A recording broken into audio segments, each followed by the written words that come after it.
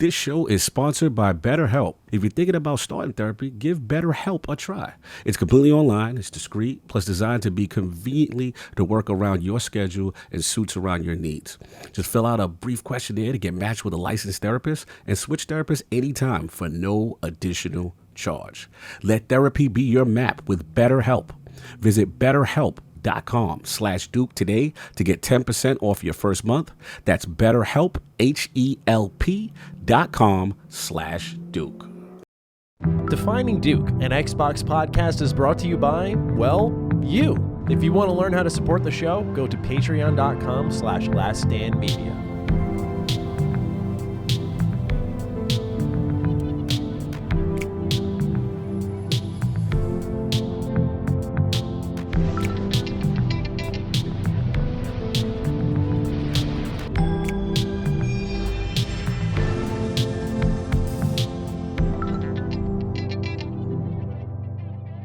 Salutations, everybody. It is Maddie here today, and welcome to episode 131 of Defining Duke, an Xbox podcast. Today, I'm joined by the toastiest in the business, Lord Cognito. It's a hot one today, is it not, sir? Yeah, it's spicy. It's hot. It's summer season.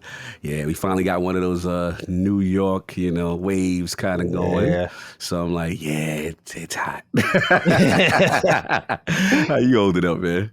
I'm doing all right, like you. Very warm right now. It's about 90 here in New York, but it feels much hotter. And so we're just trying to survive here. It's a very light week, Cog. So I'm kind of coming in just very lax. There's no FTC conversation to be had. We're in the waiting phase. There's no super major Xbox news. We got a couple of exciting ones revolving around SEGA, Gamescom. We see Xbox kind of gearing up for their next move, what that may look like beyond Activision. So we'll talk about that.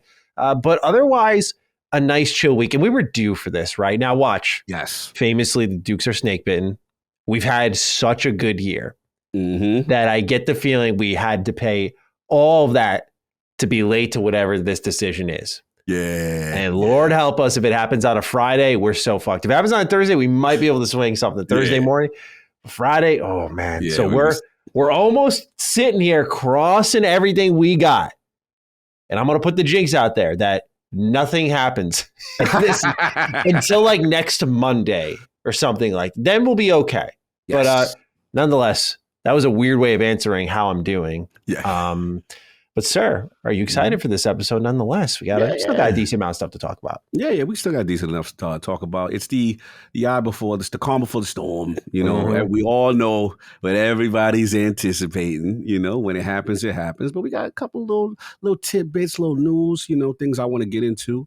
And LSM fam definitely showed out with the questions and stuff like that. So I'm looking forward to what's up with that?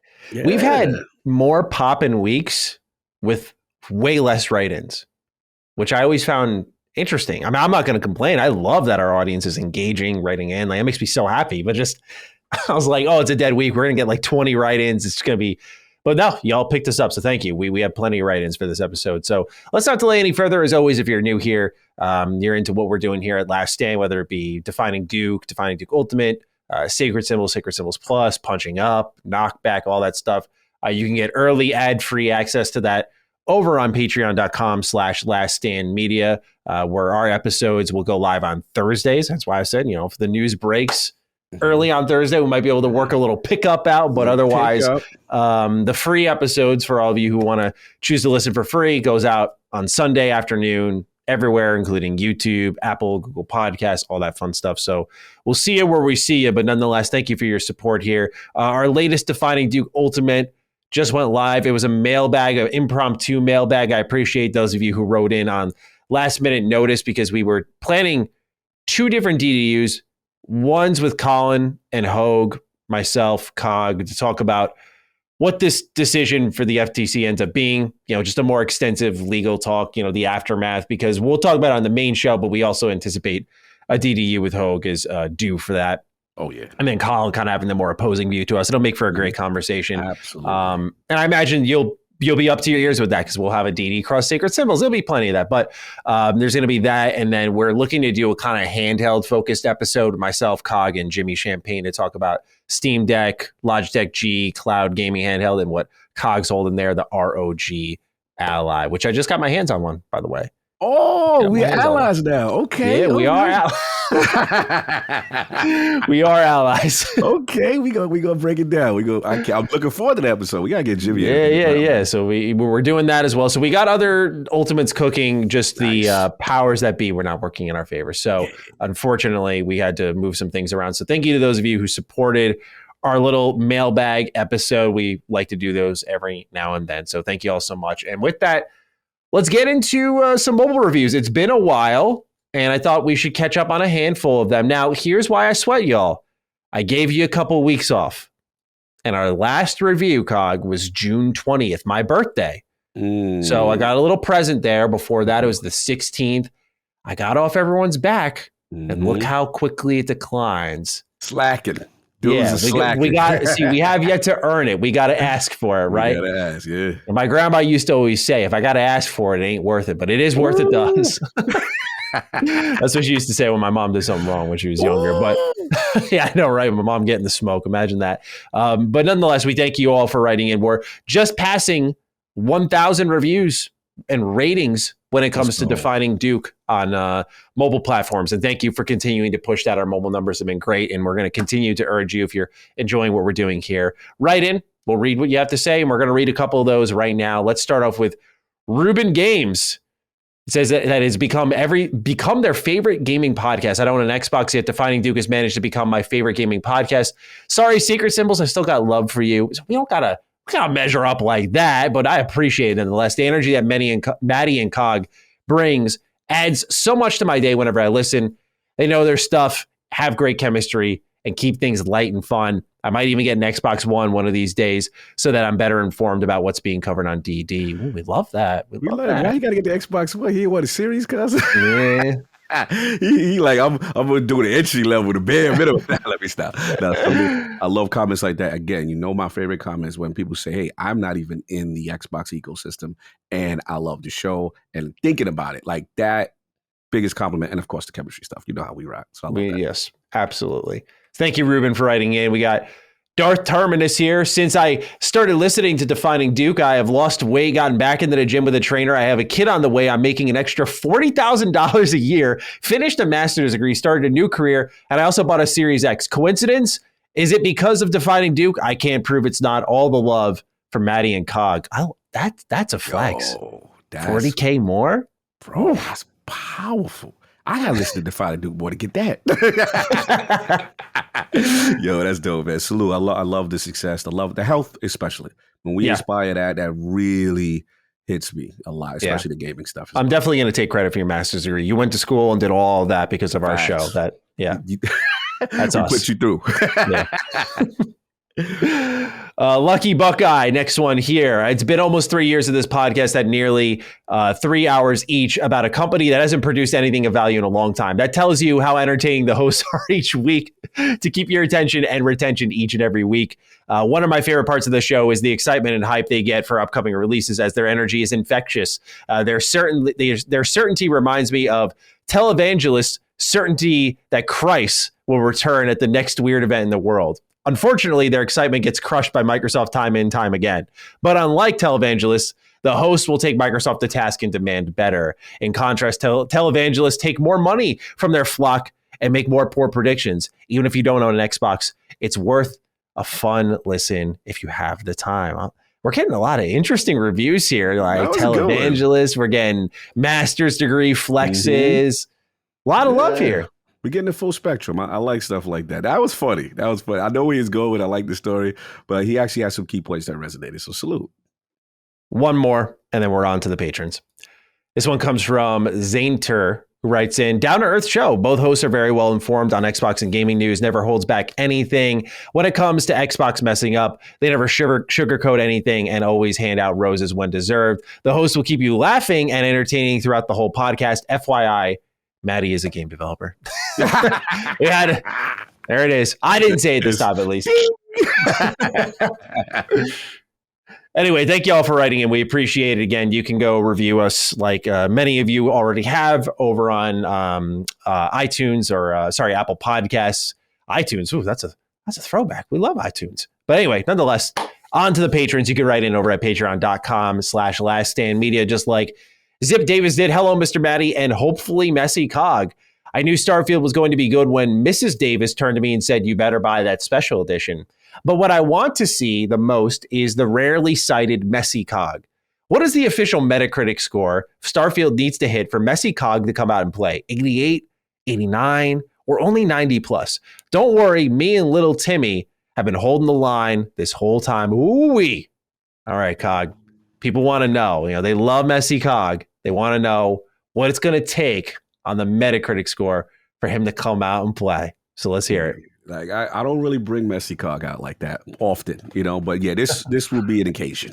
This will be an occasion. Because like what it is I don't like people to see the old ways of me back in the day how I used to be. I've evolved. I've become a mature person. I've grown, but every now and then you got to remind people, that you could go there. And look, for Starfield, it's so important to me. You know how I feel about all the Elder Scrolls games and Todd and the legacy and that kind of stuff. I've actually been a very staunch defender of him lately about putting respect on his name. So for me, this would come full circle. This would be, if Starfield, I will say Messy Cog comes out 90 plus. If it's in the 80s, I can't bring Messy Cog out. But if it's 90 plus, oh, you're going to hear from me. I already, in my mind, I have the visual. I already know where I'm going with it. I already know what I'm going with it on Defy the Duke. Like, I already know, like, it's going to be a smooth, like, very controlled rollout. You know what I mean? With Messy. Like, I've got it all set up.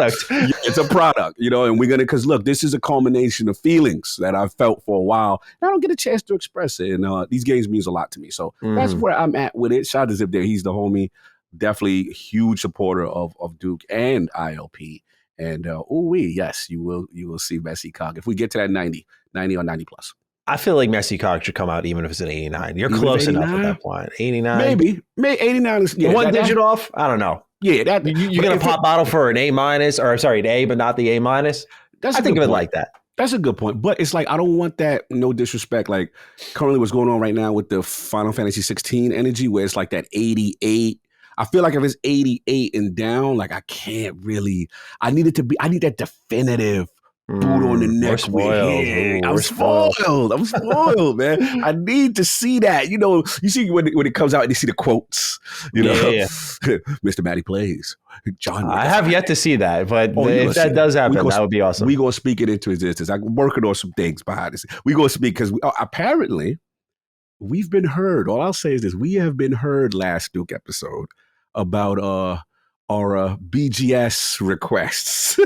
And, we try to speak things into existence. Yes, we have been heard. I'm not going to act ungrateful for that. Thank you. That'd be great. Absolutely. Again, no promise or anything, but we'll see what happens. But it's cool to see that people listen and understand how much we are passionate, especially you. I mean, look, where you come from in your channel and your history. I tell people all the time. Got a lot of love for that company. You know what I'm saying? Like, not bootlicking love, but I love them. Exactly. I love them. Exactly. When you make good games, I'm your biggest fan. There you go. You'll find no one else who will hold the line more than me. Salute. Damon Starman's our next writing. Great last name, by the way. Hey, Dukes. This one is more for Maddie, but Cog, feel free to comment. You said the side quests in Final Fantasy 16 are bland and add nothing to the story. Now, for the most part, in the first half, they don't, but towards the end, they have good storylines that tie up quite a bit of things. Just wanted to give my 2 cents. I hope you guys have a great day, and thanks for the best Xbox podcast around. This is fair, Damon. A lot of people were very displeased with my side quest commentary on Final Fantasy 16. As expected, I literally said in the episode, I was like, yeah, I'm going to be the outlier here. I know what's coming.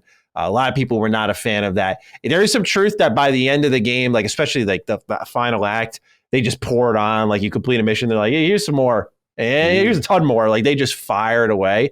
And it is for some overwhelming, but there's a lot of side quests in this game. And the way I looked at it is a vast majority, I will defend my point here, a vast majority of these are not good. Okay. They do get better, but a vast majority are not good. And I think in the spirit of fairness, it should be said. I actually responded to someone in the comments. I said, I should have said that in the spirit of fairness.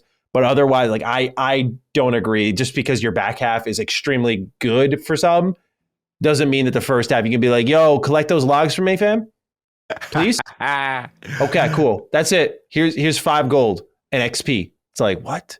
Oh, Don't even get me started on the rewards, but I don't want to tee you off. I want to hear from you a little bit. You know, do you think these side quests are, I don't want to bait you, of course, but do you agree with the side quest commentary? I'm new because there's certain other game that we'll talk about when we get to what we play and has really dominated, my gaming time. So now I get to, now that is finished, I get to focus on it. But I'm too early to make a definitive decision on the side quests I made. So way too early. But I will say I will defer to my Final Fantasy connoisseur, comrade, Lord Addict. He plays every Final Fantasy. He's so invested in the lore and everything. And bro, every time I speak to him, he's like speaking you two in the mirror because like, he really reiterates a lot what you say in reference to, the whole side quests and some of them being really bland. But then I've heard from some other people, like I trust that towards the end it gets better. But yeah, until I get down and dirty, which probably be this week, coming into next week, it'll be, because I can't wait. It's such a polarizing game on certain levels. It surprisingly is, in certain pockets. For me, it's the quest rewards are awful. They're just crafting materials, and as a very light RPG, which is funny because it's Final Fantasy, like the rewards can make all the difference. Like I've gone through some painful things as a gamer to get that little carrot at the end of the stick. I platinumed Amazing Spider-Man 2. It's one of the worst games ever made, but that carrot at the end of the stick, that platinum trophy, that's all it took. It was Spider-Man, platinum. You know what? That sounds kind of cool.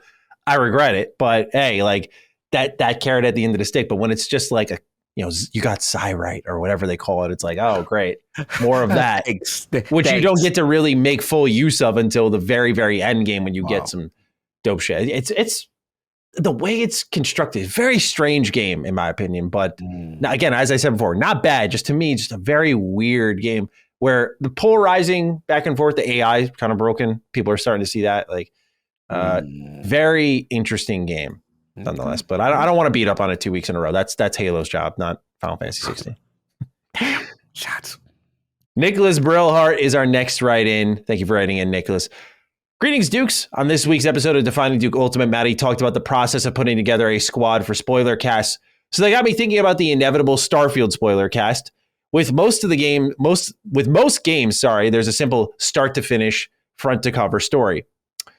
But a large part of what makes a Bethesda RPG special is the side content and simply getting lost in the world. Even if you don't account for who's getting what early and other games they'll be juggling, how long it takes to finish the game is likely going to be all over the place for everyone who wants to be involved. Then you have to account for who did what missions, and it just seems like a monstrous task. So I guess my question is, what's the current game plan for the Starfield spoiler cast at the moment? This is a really good question, and I think how I'm looking at it right now, Nicholas, is I have faith that Bethesda will provide review codes early to people. I don't know if I'll be lucky, Cog will be lucky enough to get one. That will certainly make things a lot easier because we'll all have advanced time to get through. And then, of course, we wait for our audience to play some of it. The structure helps us out a lot, non-spoilery and spoiler-filled, right? So when we kind of pull the lid off on the second half, it means that the hosts have to be comfortable that like a side quest may get ruined for them. I think the general cast should be ready to finish the main story, but you bring up a great point. Like you could throw 200 hours into these games typically and not finish the main story. But obviously I've said before with something like Starfield that we had a write-in like, oh, it looks like a massive game. I don't have much time to play. I think you could take away a lot from an experience like a Bethesda Game Studios game and not roll credits because it's never really been about the main story. What makes the story for Starfield interesting is how well guarded it is. There's been nothing on it outside of what's out there. It's like, is that like what is out there? Why are we doing all this? What's the point of it all? What are the characters and the hook to it all? If there is any, there's so many questions around that. So I think right now, at least where we stand, we're 2 months away as we record this, which is crazy to think about. Maybe less than that when you think about early access, not just for press, but like you pay and you get it on the 1st of September. So, we're right there. We're knocking on the door. And I do think that we'll probably have it out by like, if I were to wager a guess, like November would be safe. I think by that point, people should have the game done, especially if we got it early. And so right now that's my game plan, but we'll see. Obviously these things we fly by the seat of our pants typically with defining Duke Ultimate just to figure out what we're going to do by week to by week. But Cog, is there any input on the current game plan right now for Starfield? Anything you think may happen? You just got me excited. Like, I can't believe we're getting so close, man. We're getting so close. And we talked about it, last Defining Duke, about how, to be honest with you, that's why I'm so happy Diablo's done. I'm so happy now I get to focus on, FF16 or whatever the next thing is, because, bro, when September hit, that's my life. And I'm tempted on being sick other places, just to make sure I get some stuff done, man. Bro, I need this, man. So yeah, like, I'm with you. I think that, most Bethesda experience games like this, especially Starfield, Elder Scrolls, Fallout, they're very unique experiences based on what you have encountered and where you go in the world and side quests and things of that nature. So it's inevitable. We are all going to have some bit of a different experience. And like you said, we're going to have to be prepared to, there's going to be some things that someone's going to spoil, for someone else based on what they've encountered. But there's a part of me that also agrees with you where it's like, even though it's like, Letter of the Law, spoilercast, you should finish it. But these games are meant to be lived in, right? So I'm of either mindset. I'm like, hey, if people just want us to, the focus is, hey, beeline and it, is the core storyline and the core path really good, and take it from that perspective, I'm willing. But there's a guy like me that when I get into these worlds, it's like, oh, squirrel, what is that? Mm-hmm. What is going on in the distance? Ooh, now I got this companion. Oh, this side quest came up, that kind of stuff. So I'm down for whatever, man. However we want to handle it, I'm flexible. I love these type of games, and preview, review, whatever. We also might do what Colin and the Sacred Symbols group did with The Last of Us Part 2, and maybe do it into 2 parts. That's another way of us being able to do it, and I think that might be a proper idea where with how big the game is, like we may do a main story spoiler cast and then like a side quest spoiler cast, and just kind of segment it. I know for a lot of people it sounds like milking something, and that's fair to kind of look at it that way, but it's really just, if we want to be super protective of things and let people comfortably listen and know what they're getting into, splitting it into 2 parts might be another idea that we run with, maybe with like the side content and exploration spoiler cast first, and then the main story, since that may be the last thing many of us finish, is like the second part. We'll see, but we're going to play it by ear a bit. And obviously I think us getting early access is going to be a major factor in this. And we'll see who we pull in, because likely it'll be out of network. And so we'll see who's willing, and we'll strategize from there. So thank you for writing in, Nicholas. That's some of our ideas right now. This show is sponsored by BetterHelp. Dukes, we got to be real. Life tribulations can be extremely difficult to handle, whether it be the day-to-day stresses of our careers, personal relationships, and of course, family life. As a content creator who juggles so much of these things, in addition to multiple shows and jobs, life stresses presents tough choices. And trusting myself to make decisions that align with my personal values is very key for me. I know as men, we tend to think therapy is only for those who kind of experience major trauma in life. However, therapy is extremely helpful for developing the necessary coping skills and positively empowers you to be the best version of yourself. If you're thinking about starting therapy, give BetterHelp a try. It's completely online, it's discreet, plus designed to be conveniently to work around your schedule and suits around your needs. Just fill out a brief questionnaire to get matched with a licensed therapist and switch therapists anytime for no additional charge. Let therapy be your map with BetterHelp. Visit BetterHelp.com/Duke today to get 10% off your first month. That's BetterHelp, HELP.com/Duke. This is an interesting write-in. Magistered Vita writes in, greetings, aromantic Maddie and smooth operator Cog. Been a long time worker on both, I think that's supposed to say listener, on both Defining Duke and Mr. Maddie Plays. I've been content to just stay in the background and support with subs and listen in on the conversation and the topics that you guys bring up. But no more. I have to congratulate you, Maddie. Your commentating on romance in video games in the last episode has driven me to become a patron so that I can have the opportunity to rebuttal. So naturally, when I see someone say, like, I became a paying customer because of this, I am an asshole if I do not respect that. It's like, oh, you came out to spend $5 to say your piece. Okay, like, or $2 at minimum. Say your piece. Like, okay, well, here you go. Let's go. So let's continue on. I'm a fan of yours due to about 90% of our RPG taste being similar. But this is one major point of contention that truly boggles me whenever it's brought up. I'm of the same mind as Cog. A bit of romance truly adds a good deal of spice to RPGs for me. And one of my main contracting points from The Outer Worlds was the fact that there was no romance and I had to live vicariously through Parvati. It was nowhere near enough, even if she is a precious cinnamon roll.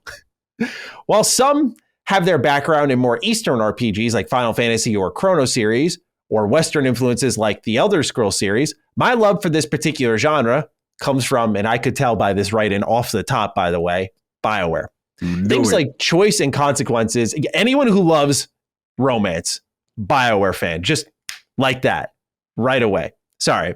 Anyway, this isn't like, I don't say it in a derogatory way. Like I just say it in a sense like, damn BioWare dudes. Yeah, it's just BioWare dudes love sex. Like what else can we say? we on it. We on it. I'm sorry, continue. This is for you. This is for you. I want to hear this one. Things like choice and consequence, alignments, and storytelling are important to me. But as in a majority of greater works of BioWare, romance is practically an essential part of the story. Having these astounding moments with Bastila, forming bonds that surpass death, and Jade Empire and the slew of romantic opportunities in both Mass Effect and Dragon Age have truly been a key feature for me. And while you may find the bit towards the end of those romance sequences a bit much, I think it adds to the overall rising and failing action of it all with a payment story-wise for all the work you put into the relationship in the end of it all. Regardless, I'm still a big fan of you all, but I just wanted to get the word out as someone who finds romance and RPGs an important cornerstone and who hopes that it's integrated more and more in the future. Hopefully there's a romance option in The Outer Worlds 2 and satisfying ones in Starfield kind of day. Thank you for writing in, Magister DeVita. I mean, we appreciate the perspective, the representation. I know this is geared at me, so I'll kind of take a run at this one and defend my point a little bit more. Romance in games, I don't remember exactly what I said to a T last week, but I know I'm generally like against game romance. Not because game romance is a bad thing to have in the game. Like I like when video games try romance because my favorite game of all time, KOTOR, explores a really, I think, deep romance, especially because of how it plays off the Force and how as a Jedi, you're supposed to ignore those feelings, but they find strength through that relationship. To me, that was powerful, especially as a little kid. I think BioWare's done a couple of good ones. And BioWare even plays, while like Miranda at a face value, for example, for Mass Effect 2 is very much like, oh, she's sexy. And that's all there is to a lot of people. I remember with Mass Effect 2 in the Legendary Edition, there was the Miranda butt gate with the camera being moved to hide her. Yeah, there's no doubt that she is an attractive character. But the point of her character and why she looks like that and appears that way is so vital to her. And it's very interesting because it's almost deceptive. Like for a lot of people, oh, she's just eye candy, but she's so much more as a character. So BioWare's intelligently played with it. And that's my perspective, Magister DeVita, is like, if I can see a game that plays with romance in a unique, interesting way, not just like, hey, who am I trying to bang? To me, that captures me because it's less of how you define it. Like, oh, it's a feature. To me, it's like an important storytelling tool that shouldn't just be additive. It should be used in a caring way, which is like, actually, never mind. I was going to get into something about the game, but I was like, never mind. We going to go there? What we doing? What we doing? No, I was about to mention, but I was like, no. I'm not doing it twice this episode. But it's funny. It was almost, come on. Okay, I had to catch myself. It's funny how natural it's starting to come. But nonetheless, yeah, it's one of those things when done meaningfully and with purpose, I'm right there with you. Like, yeah, let's get all the video game romance that we can get. I think it's wonderful. But I think for a lot of games, it's just become a token. Like, just like you can have sex with this character. That's great. And I'm like, where's the actual relationship building there? And some of them are done kind of, it feels for BioWare guilty of this. Like you'll help them out with this massive question invading a castle. And they're like, and they take their shirt off. I'm like, what? Where'd this come from? What? Why? Like that's not how it goes. I helped you in combat, warrior. Like what's happening here, right? So, but there's like a comedic touch. I think Iron Bull has great scene. There. Yeah. I was about to get you. Okay, I'm glad you took my point. Damn it. Yeah, that's the last I'll say. There are good ones. I think there's a lot of bad ones. I just think not enough developers, or I should say writers, are careful with the implementation because it's almost like it needs to be a feature. There's a lot of pressure there. And it's interesting to see because typically when games are confirmed, like, yeah, there's no romance, there's a lot of, oh, that sucks. Like, it's important to people. So that's why I'm not dismissive of it. But to me, I'm just like, I don't know. I don't think it's done well enough to justify it being ham-fisted into every game. Like Starfield with its romance, I'm very curious how it's going to be handled because Fallout 4 was kind of bad. You complete a storyline with them and then you can just do it whenever you want. You go to the bed, it fades to black. You know, you'll hear like McCready say like, oh, I didn't know you could do that with a mute fruit, and it loads back in. I was like, okay. So it's got to be done, I think, with a little more delicacy. And I think Magister DeVita, I think you can understand where I'm coming from on that. But nonetheless, thank you for signing up to express your thoughts. Cog, anything you want to say on the matter? Yeah, I'm Lord Romance. Oh, yeah? Okay. But yeah, look, it is important to me. I think maybe where I think the disconnect here is with, and maybe this is like slight slander, with Bethesda's handling of romance. I don't, now that I remember, playing Skyrim, and I remember like you can have the whole build your house and have your partner stay at home kind of thing. And it was okay, that kind of thing. But to me, like, like the homie said, I feel BioWare really took the steps to really make it a little bit more believable. Now, granted, was every scene, amazing? No. But it's funny you mentioned, because the game you hate the most in the Dragon Age series is the one I love for different reasons, is because Inquisition, I'm going to be real with you, and Mass Effect, Mass Effect, y'all going to come for me. But I felt, outside of a couple of relationships in Mass Effect that I thought were really done well, like Tali's relationship, the progression, and then finally getting her to get the mask off and be comfortable with you all the way up into, that's great. Yeah, that was awesome. There's certain one I felt like, people told me like, if you take FemShep and you romance Stain, it's one of the most heartfelt situations because of his life expectancy and things of that nature. But for me, Dragon Age Inquisition, I'll never forget, the Iron Bull saga was absolutely hilarious because it developed, wasn't out of nowhere. It was just like, okay, the way his race is, sex is no big deal at all. It didn't matter what was going on. Everybody is meat on the table everywhere for whoever. And I was like, okay, Iron Bull, this is what it is. But the development I felt with all the other characters, and the other thing I kind of like, which is kind of interesting that Dragon Age Inquisition did with all the romance options, is all of them, the people who could join the party, had their own preferences what type of people they would romance with. Some people was like, yo, female only, male and female. Some people like elf only. Like Solar's like, I want to get down with that. Like I just like that they had their little preferences too, and it added to me a little realism to it. But I will say I felt the care with the romance was really done well. And for me, this is my last point of it. And, as young adolescents, we got to be honest when we're playing these video games. We got fix your face, man. Don't do that face. I know exactly where you're going with this. I'm ready to hear it. We're young adolescents. We're impressionable youth. You're playing video games. These attractive characters are on the screen. Now, you meaning to tell me that young adolescents are not thinking these thoughts of these characters that they're on quest with every day? Now, to your point, some of them are not handled right. It's like, all right, we just stabbed 4 things. Now we're in love. Okay, I get that. But there are some things that's like, yo, you know what I like? When people are like, look, I know this is not part of the mission, but if you could this would mean a lot to check in on this situation for me here and then see it develop. So I get where you're going, but I'm definitely team romance. We're nurturing the youth from your perspective, right? We're satiating the desires of the youth through video game characters. The loins must be satiated. Like, I'm being honest. I know. I'm some sure if I roll back the clock to me in an Xbox party chat playing some single player RPGs, I'm sure I said some wild shit about characters I was fond of. I'm sure. I have no denial of that. I'm speaking as a 28-year-old man now. I feel, bro, we used to go to school the next day. Yo, who you romance? Yo, I was able to get Jack from Mass Effect 2. And they like, yo, she ain't do nothing with me.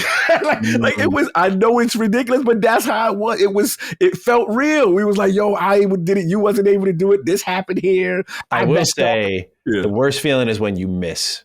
Like you've been honing in on a character. I remember when I did my replay on Inquisition, I was honing in on Sarah and I missed. I couldn't convince her to like me. And I was just like, damn, I don't want any. And then you kind of do like, that's the other part that this is more of a game thing that sucks is like, then I went over to Cassandra. I'm like, I guess. Like, all right, fine. Sure. Why not? Like, just desperation kid took over. I was like, all right, cool. I might as well get the trophy at this point. Yo, that is like that reminds me like when you strike out in Mass Effect for any major character, and then it'd be like, remember it was like the ship mechanic, and then the other chick that'd be like, Commander, messages. Like you gotta. Those are the side pieces that you really don't want to deal with. They don't have enough textures in their face to be considered. They're not main character energy, but you're like, all right, like I need the 30 gamer score. I gotta do what I gotta do. I done struck out. You know what I mean? Yeah. Classic stuff. All right. Thank you, everyone, for writing in. Let's get into some news. Like I said, light week here. We still got a ton of Xbox stuff to go over, though. For starters, Xbox Series consoles have passed 21 million sales worldwide. Now, for comparison, PlayStation currently sits at, according to videogamecharts.com, 38 million. So we're nearing 2-to-1 status here. And this again it's happening again. they're doing well, right? They're doing well. There's no doubt about it. We're seeing a lot of growth. The fact that there's more subscribers for Game Pass than there are consoles out there is, I mean, it makes sense with how many screens it's on, but like definitely noteworthy on why they're talking about like console growth is stagnating and all that stuff. But I would love to see if this tune changes, if as they provide these games, I want to know how the console sales start to go again when we get into really like Starfield and that Forza and the territory of 2024 where they're supposed to be delivering hopefully quarterly, but at least multiple games in a year. If they start to push more units, I'm curious. But what do you think of this? 21 million sales, nothing to scoff at, but still compared to PlayStation, Nintendo in a league of their own with like the Switch right now at 128 million or something like that. Yeah, they're going for like the top spot, right? Yeah, they're going all the way right now. So with PlayStation 5 and the series consoles, what do you make of these numbers comparatively speaking? Yeah, I think honestly they probably would want to be much better than the 21. I think 21 is actually surprisingly good, but for where they're at. But the way I look at it is just like you said, if that's why Game Pass is so important to them, because if you are to feed this beast that is, Game Pass, you need the games, you need people to have a reason to buy the console. Yes, we know console market for them is not their end all be all. They've explained that multiple times. We see the PC growth, we see where it's going as far as mobile, what they want to do. But I think that ultimately, you have to feed that service. You feed the service, then you get people into the ecosystem, and then they'll get the improvement there. But the other thing too, that I don't want to make excuses for them, but we did learn that a lot of the console shortage stuff was as a result of them making a short-term bet on making availability towards cloud, right? So if it's all about the service, it's all about Game Pass, it's all about Azure, then you need to have Azure, servers in these markets, and then in conjunction with this big deal. That's why Call of Duty, the ABK thing is so huge for them, because if they're able to get it in these markets, and then Call of Duty with marketing and in Game Pass is the de facto place to the casual to play Call of Duty and all these other games, then that's the boost they'll need. And again, not to, belabor a point, that's why, Lord Acquisition will always say you have to own these studios to get them into the service, to get regular cadence. You cannot have gaps of 2022, 2023 where you don't, 2023 they're doing much better, but 2022 where the AAA first party output was absolutely anemic. That cannot happen with this. So we'll see. I think they definitely want to be bigger than this, kind of thing. So we'll see what happens with them. But right now it's 2-to-1. PlayStation still tremendous, 38 million. That's again, almost 2-to-1. And I think internally they probably expect it to be much closer than this. So they're behind. They're behind from what their internal target, in my opinion. At the same time, it's, this is going to sound defense forcey, but like, gotta be real. When you launch with no games, you have no games in 2022, you have a fall full of games in 2021. It's kind of good. You really look at it like revenue, and you're making revenue. That's the other thing we keep forgetting. It's insane to think about that. Like, we're finally getting the big game this year. But they didn't launch with the big game. They launched with EA playing Game Pass. That was a big deal, no doubt about it. But when when you're going up against like Demon Souls remake, new Astrobot game, there was plenty coming out. Miles Morales, like PlayStation was ready to go at launch, but like Xbox kind of caught flat-footed, the delay of Halo Infinite hurting them. When you just think of how much mess surrounds them, these numbers are kind of impressive. Like they actually are in a hilarious way. It's not like I'm like, yo, Xbox, you guys are killing it, man. But it's like, wow, you did so bad in so many areas and you still are hanging around with some pretty sizable numbers that are rivaling your best, and you're making some of the most money you have. Like imagine when it's good. That's probably why they're optimistic. They're like, fuck, we kind of suck, but we got so much on the way now and people are still believing us. Like they got to be feeling pretty good, all things considered. But yeah, if you look at next to PlayStation, they're probably actually a little happy with their argument towards the FTC. This could be this could be a poorly aged quote depending on when the verdict drops. But like, yeah, they could look at this and be like, see, look, they're destroying us. Give us Call of Duty. and forget about King. Don't worry about that. Don't worry about that. No, you're making a good point, and I didn't think about it from that perspective as well. As far as like from all the snafus, and to me, outside of 2021, where they were a Metacritic Publisher of the Year, that's been like one of the lone sweet spots from a whole year perspective of content with the consistency. So you're right. It reminds me of a sports team where it's like they're hanging around when they should have been blown completely away. That's a good analogy. Now that I'm thinking about it. Yeah. So we'll see how things turn around, if at all, once games start getting shipped. I imagine Starfield will create a huge boost for them, but we'll see if that's a momentum shift they've been looking for.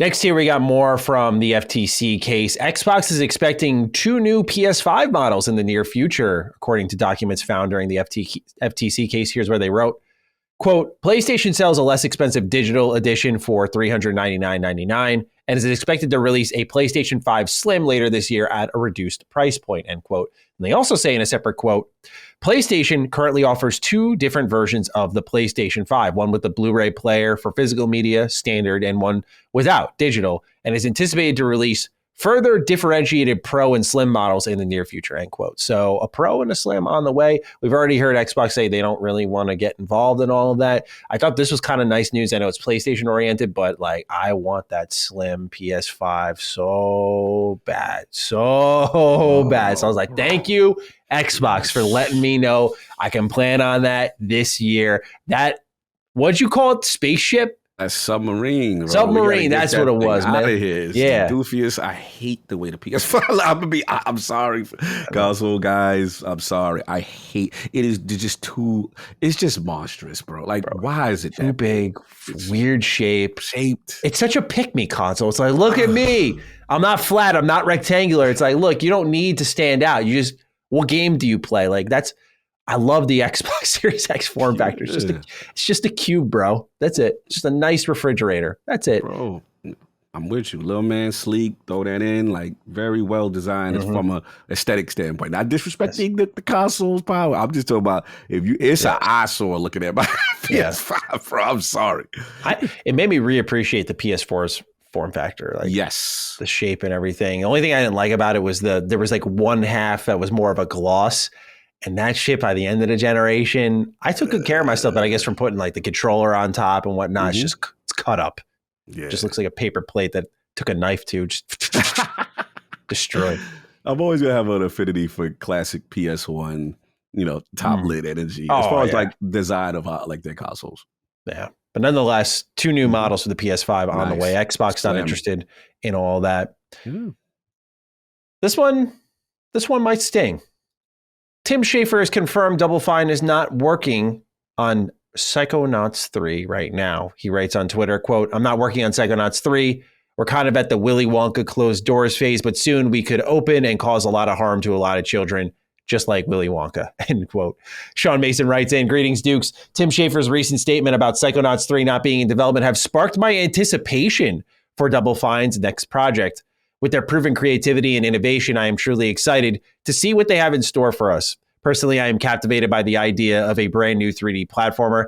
As much as I would like them to create a new IP, there's a certain charm in the notion of a revival of Banjo-Kazooie. Imagine Double Fine breathing life into the franchise, infusing it with their own imaginative ideas while staying faithful to its nostalgic roots. A game such as this would undoubtedly capture the hearts of both new and old fans of the series. What do you want to see from Double Fine's next game, best Sean M? Well, it's funny you bring up Banjo-Kazooie. We'll be talking about that next, but COG, Double Fine, no Psychonauts 3, probably not the biggest surprise in the world, Mm-hmm. but what would you hope they're working on? Because to me, I say this with not as an insult, they're such a weird developer. They just do whatever. And Psychonauts 2 was or I should say surprisingly at that time to me, like such an incredible game. I had no expectations going in. I was like, it's like an Xbox creator. Like I should be in on this. I should see what it's all about. Oh man, that was mad good. I was so impressed with that game. And to this day, I'm like, this might be one of the best games by the end of the generation for Xbox that we're just not talking about.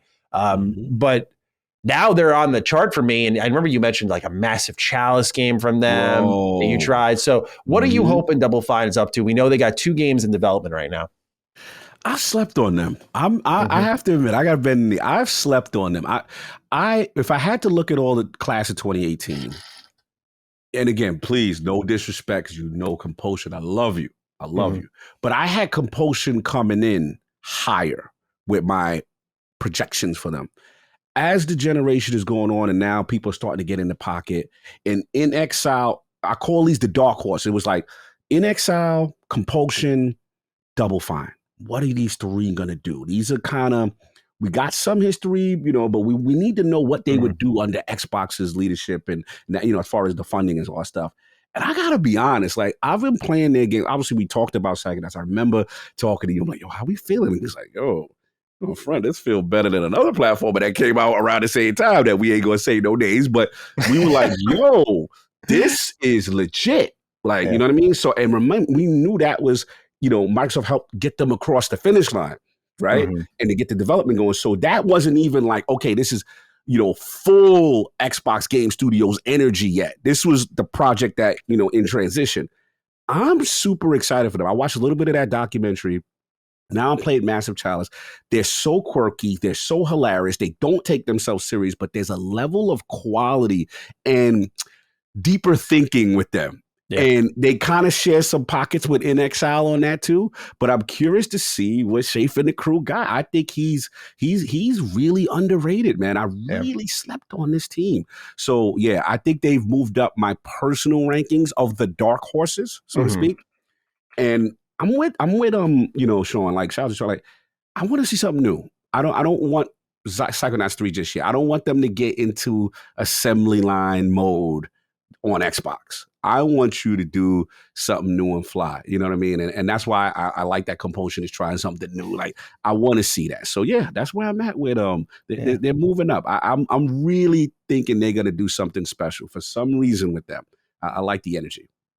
I agree, because when you look at their history, like you mentioned Massive Chalice, it's more of like a turn-based RPG, right? We know Psychonauts 2, this more mental health driven 3D platformer, very psychedelic, as the name would kind of suggest.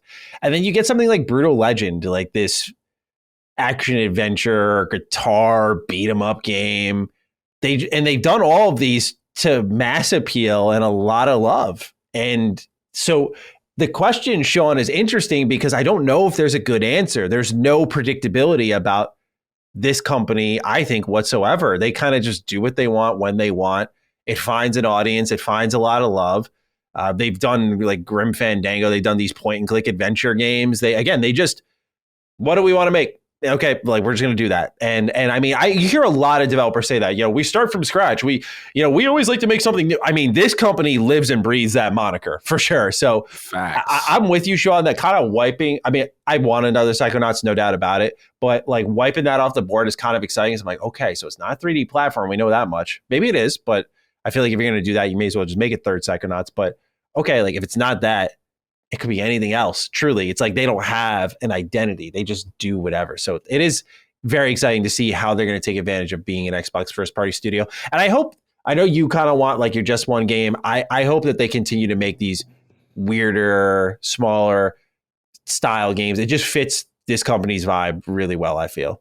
Completely agree. Yeah. For the record, they are so creative. I want them to do whatever they want to do. Yeah, I'm not trying to lock them into just one. My whole thing, I just wanted one of the studios to do just one. But no, Tim, like you're a legend. You've earned your stripes. I just want to see what he does with the highest production values. Like just, what is that, right? And I think it's pretty exciting. Absolutely. So We talked a bit about Banjo with Sean Mason's write-in. And speaking to VGC, Banjo-Kazooie composer Grant Kirkhope had some thoughts on whether or not Banjo-Kazooie could ever return. He says, quote, I feel like you'd have to get a team with the humor that we had back then, and that's hard to replicate. I think Rare would be open to somebody if they found the right team, but I don't feel like that team exists. Also, I'm not convinced the audience is there either, end quote. Dylan writes in, hello, fellas. In an interview between VGC and former Rare devs Chris Sutherland, Grant Kirkhope, and Steve Males, they all think that Banjo-Kazooie 3 would be very unlikely. The composer of the main Rare games, Grant Kirkhope, stated that there isn't an audience for a third game. I'm not the biggest Banjo guy, but I always believed, if anything, the original Banjo-Kazooie needed a remake, and you can go from there. Your guys' thoughts, and have yourself an A1 day. Thank you for writing in, Dylan. So Salute. This is one that I feel like a lot of Xbox fans have been championing, like do a remake just to see if the audience is there. Because I kind of agree with Grant, like you should test the waters there. But I think something like Psychonauts 2 proves like, hey, there are people who want the quirky 3D platformer, Ratchet and Clank being as bombastic as it is. People want 3D platformers. I don't think this is anywhere close to a dead genre. I just think you have to be inventive with what your gimmick is, right? Like, I've noticed that's what hooks me with these 3D platformers. Like for Psychonauts, it was the mental health theme. For something like a Hat in Time, like it was the many mini games it had and the music. Each one has their own little hook in there. And so as long as Banjo, which it has found its hooks, can do it again, I think the audience is there. But what say you, sir? Yeah, I'm with Dylan 100%. Like, I'm not a Banjo guy at all. You know, Cog with the, it's not, it kind of falls in that pocket. But that was good. My friends make the noise all the time that it's burnt in my head, bro. I'm not even a big Banjo guy either, but just like, just all the time. you got it down, bro. It's not for me, but I know how much people love it. You know, and it's just like, it needs at minimum, it needs a remake. It definitely does. So to me, I put this in the pocket of Killer Instinct. It's like, yo, what's going on? Like, why hasn't it? This are like slam dunk things that should have happened. And, it is interesting to hear the composer kind of say, hey, I don't think it's much of a, audience for it. So yeah, it's unfortunate. It's unfortunate. I think it would do well. I think, for the most part, like you said, with Psychonauts, and you need, again, Game Pass, you need title diversity. It can't be all shoot 'em up, bang, bang, first person dude, bro. It can't be all Western RPGs, much as I love it. You know what I'm saying? It can't be all just that. You're right. Yeah. You know what I'm saying? Like, that's why I love when we see the JRPGs now, right? We're seeing turn-based come in and sneak. We're seeing the different things. So, hopefully they get this right. They get this together. This, I don't know why it's not happening. It's just curious to me. I feel like it's a safe flyer to take. Like, I know it'd be an investment monetarily, but I feel like it's a safer one to feel out. And if it works out, you've taken a lot of pressure off of Rare, who desperately, I think, needs it. Like, Sea of Thieves is huge, but I think outside of that, there's a lot of pressure. Like, oh man, they're not the Rare they used to be. And they're still great, but yeah, they're not producing just random IP constantly and they're all bangers. So to get their IP out somewhere else, it's much of like what we've talked about with ad nauseum Fallout, Elder Scrolls, like finding homes for these other IP to kind of flourish and just have some life breathed into them. And Rare definitely is no exception. Like Rare has arguably the most desire for people to like come in and work on stuff that they've made in the past. Some of it is the product of the time period, like, the 90s humor and whatnot. But some of it is just like, let's bring it back. Let's see what we can do here. So Xbox is sitting on a pile of gold with that one. I'm curious if they ever do something. No, I agree. And like I said, even if Everwild is the next project, right? And because we heard that got pushed back and maybe there's some development issues there, right?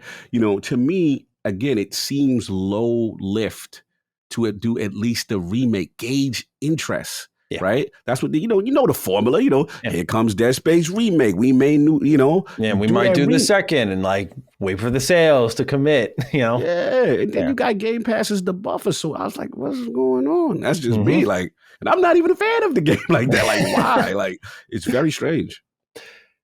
Let's move on to this next one. Wow, do things move fast? Daedalic, the publisher of Lord of the Rings Gollum, has canceled their second Lord of the Rings game in development and shut down the studio behind Lord of the Rings Gollum. And I can't be surprised by this. This game was catastrophically bad. And look, I'm not championing like, yeah, fuck the devs. I'm not championing. Yeah, I'm glad they lost their jobs.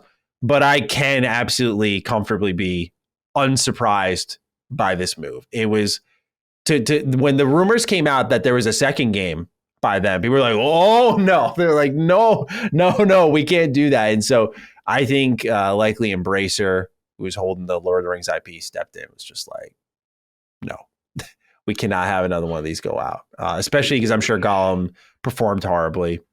Game probably should have never been made, to tell you the truth. I said that in my review. It just should never have been made. Like, it was one of those games that you could tell they had like some ideas on paper, like, oh, is it Smeagol or Gollum? We can make cool choices here. And just the general design of the product was never thought out. They vomited something out. And we all know the quality of it visually, artistically, audio-wise, gameplay-wise. It's just definitely the worst game of the year. So these types of things happen. That's business. Cog, your thoughts on Daedalic shutting down the Lord of the Rings Gollum developer? Yeah, this is tough. You called it. I mean, you were on this thing. I was the one trying to fight. I was trying to hold on. I was like, man, I like Smeagol. I was trying. Maddie's like, no, God, this is not good. This is not good. This is terrible. And I'm like, but baby, just stealth it. No. And look, it's unfortunate. We got a chance to cover, play the demo early. Shout out to my man C Unit Chris. We covered. He was pulling for it too, because we both kind of. I'm not a hardcore Lord of the Rings guy. I like it, right? But he was pulling for it. He's a big Gollum person. So yeah, we saw some of the things in the demo that were a bit rough around the edges that they had to kind of remove, because it was like, oh, it's kind of messed up here, and we'll remove that part, kind of thing. So we saw the rough around the edges part, but all I would say is this is look, when you bomb, right? These are the unfortunate realities of the industry. And that's the thing we have to be clear about. This games are very hard to make. If you miss big license as well, on top of that, you're out of here. And that's why, I always tell people again, what's the alternative, right? When things go away, right? That people don't never mention this part when it comes to the games industry. You mess up. Like, think about a world with Redfall. They mess up in any other circumstance. Are they allowed a second chance if they're on their own? Big name, that's the kind of thing I just want people to think about. That's all. So yeah, I mean, like I said, you called it. Shout out to Skill Up. A couple other people, the homies, they were like, nah, Kyle, it ain't it when we played it. And I'm like, damn. It's unfortunate, but salute to those dudes, and hopefully they get back, on their feet, because they shut down the whole studio. Damn, I didn't even realize that. So this is actually news to me breaking right now. So yeah, Kotaku has reported that 2013's Assassin's Creed Black Flag is being remade by Ubisoft Singapore. Currently, it's in its earliest stages and years away, so very little information has been shared about the product. Weird choice, not because of the game. The game is fantastic. I love Black Flag, but weird choice as in, like, it's not, I don't think that old. Like, we're at a decade right now. I don't think it's so old that you have to go and remake that at all. Especially, you can play Black Flag. It was a PS4 launch game, I'm pretty sure. So I don't know what's going on here. I imagine, because Ubisoft Singapore is behind Skull and Bones, that they're probably taking the tech from that and rebuilding Black Flag, because Skull and Bones is going to be a sunk cost, no doubt about it. And so they need something to lift up the business side of it. So they're like, let's take the naval combat that was already in one of our Assassin's Creed games and then put an Assassin's Creed game on top of it. I know it's not just that easy, but they have at least one sliver of it ready to go. The tech is there, where maybe that's the angle they're going to try to take. I'm not sure. What do you make, though? Where do you stand on AC Black Flag? And what do you make of a remake for a 2013 game?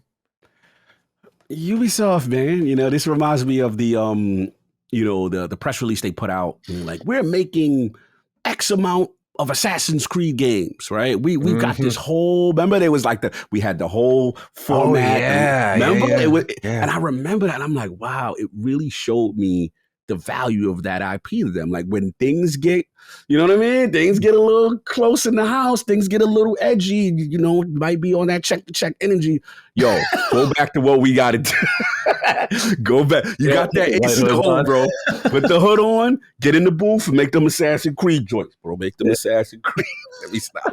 I like you, so I'll be a messy. But at the end of the day, it's like it goes to show the importance of this IP to them. So I'm with you. I know, you know me, you know COG story. If it wasn't the stealth version of the Assassin's Creed, I was out. I didn't want to do Yar on the boat. I wasn't. But, you know, but at the end of the day, I know this game is loved. I know a lot of people say, no, COG, it's good. You sleeping. All right, cool. But I think you'd like it. Yeah, you know, and to people's point, you know, to your point, it was kind of like, you know, we know what's going on with the other one, the Sea of Thieves competitor that they failed kind of miserably. But this actually had some cool dynamics in it. So I don't think it needs a remake. I feel they're diving in their bag necessarily, but it will be cool. One thing I will say this, gamers will show out if they love something. Oh, yeah. So I know it's loved. I think it reviewed pretty well. Yes. Right? Yeah, it did. All you got to do, slap a nice coat of paint, show maybe a couple new features. Gamers might be like, yo, I'm in. What they need to do is I'm signing up for Mr. Manny Plays. Where's the Unity, though? Where's that one? Let's get. And I got to say, because of the boat combat, because again, I have no doubt it's got to be something to do with Skull and Bones. Assassin's Creed 3, obviously a little bit older, but that had the homestead mode, that had the ship combat. It was more segmented, like as just a feature to the side. But that game, like, I love AC3. Once you get past, I think it's like sequence 6. Whenever they let you be an assassin and start running around, that game is awesome. Like, I defend the hell out of the game. I'm like, it's one of the best Assassin's Creed. You're telling me y'all are hating on the game where you can sit in a tree, throw that knife in the dude's neck, and then jump off a hole in the rope, and up he goes down. That's one of the most raw assassinations in the entire franchise. I remember seeing that in the trailer and just going, ooh, in high school. So I was hyped about it. I love the setting, everything. But like, that's a game that, like, not narratively as in the story is bad, but narratively as in structuring, like, that game could really benefit from a remake. And then you could expand the ship features. Maybe I'm too pie in the sky. It'd be weird just like randomly remake 3 because people say, why not 2? Why not 1? Why Black Flag, I say. But it's just like, I love Black Flag, but very, very interesting choice here by Ubisoft. I think you're right. A little check-to-check energy here for sure. Like a little, you know, how do we get a little money flowing through again in the next couple of years? Oh, we got another Assassin's Creed on the way. Excellent. They breaking it down into like segments. They got the Assassin's Creed Classic line for COD, Assassin's Creed, you know, modern. Like to me, that's how I look at it. Like they just completely reinventing and going back to the well with what they know that will get the masses in. Next up here on the list, Atlas Fallen from developer Deck 13 has gone gold and is locking in its August 10th release date. This one looks pretty good, so I'm excited to check this out. It's going to be in a pretty competitive space. August is really tight, especially, again, you got to factor in Starfield, potential early access. We're talking August, like, oh, man. But great looking game nonetheless. Will you be there, sir? I might. I got a chance to play this at PAX East. We covered this. Did you really? Oh, yes. And we were blown away. This was one of the better games at PAX East that didn't get enough. They had some sand surfing thing going on in the biomes. The combat looked cool. You know, the developer was extremely passionate. Young cat, I remember. I'm so passionate. Like he sold me on the game. And then when I played, I was like, oh, it actually lives up to the, you know, sometimes developers sell you their best mixtape. You know, I'm nice. It does this. It has this. It has all these features. You know, the bullet points they go through. Yeah. Like, all right, let's get to you turn on the game and let's see. And I was like, oh. So look, Atlas Fallen, keep your eyes on it. Keep your eyes on it. Obviously, we got to see how it reviews, but the potential was there. It definitely third person over the shoulder, but it had a lot of skill trees. It had a lot of depth. The combat was very free falling and a lot of movement. That's what I liked about it. There was a lot of movement. Sand surf biome joint. It had like Outriders with a little mobility. It was cool. It was a vibe. It was a nice little vibe. So I'm on it. It kind of reminds me of like Darksiders 2 in a way. Much a rated game, by the way. Yes, very much so. Darksiders franchise in general. I wasn't crazy about 3, but Darksiders 1 and 2, those games are good. But that's what this game reminded me of. So excited for it. We got some Japanese stuff. All right, let's get into it because it was Anime Expo, so a lot of anime games and whatnot to talk about. We'll start off continuing to cover Persona 3 Reload. There was a new trailer where the English voice cast could actually be heard in action. Many people who are tracking this game know that the English voice cast is entirely different from the original game. Some people were concerned. I thought it sounded fantastic. The reception looks like it's been positive. I mean, the spirit and essence and honestly the original take on the voice outside of Akihiko, to me, all were captured across the entire cast. So they've done a spectacular job here. And I got to say, it's still looking like a good game. I'm, again, a little nervous about Tartarus, knowing we're going into the base form, but I don't want to sound like a broken record. I'll be there day one. The voice cast is great. I had no worries about this. Atlas is really good when it comes to Persona and picking out their voice cast, since 3. Like, it's just been spot on. Like, they just don't have a bad casting at all. So I had no worries about what they picked here for Reload even. And if you all listen, you'll hear just that. Great cast. Have you had a chance to check out the trailer at all? No, I have not seen. Is there a late? I saw the initial trailer, but I don't know if there was a newer one. Yeah, it's got a couple new snippets. It shows all of them in action. I'll link it to you right this moment, sir. Hold on. Let's see what we go. Yeah, here we go. English gameplay reveal is what it's called for those who want to check it out as well. Here you go. I just linked it for you. Little English dub. Yeah, okay. I love the UI. Like, they kind of have a lot of water theme. You can see more of the UI here. You can hear them in combat. They got. Oh, by the way. This is the other thing I noticed with this trailer. While you check it out, I just got to throw out there to y'all. Persona 3 base version, and really Persona 3. I should just say in general, tough as nails game. Because this was at the time where SMT, Shin Megami Tensei, its identity is like, it's going to crunch you down and make you feel horrible and hit you like a bus because it can. That's it. And so when they spun off with Persona, right, it was staying in that SMT pocket until 3 was a breakout, right? And they were like, let's try something different to separate the two.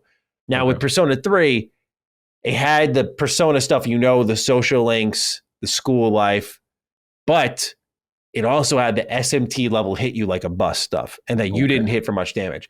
Now in this trailer, you're going to see at the very end that this man hits a weak spot attack for, I'm going to check it out real quick here in real time, 30 damage. and it does, if you're watching the video, this much damage on a full health bar. Yeah, it ain't do nothing. Yeah, it does nothing. And I saw that, I was like, yo, Atlas, I'm just hoping like things haven't been tweaked. Numbers got to be balanced. I'm not asking for Persona 5 or Persona 5 is pretty easy. I'm just saying, Atlas, that if it's going to be like this, I'm going to be there on easy mode. That's all there is to it.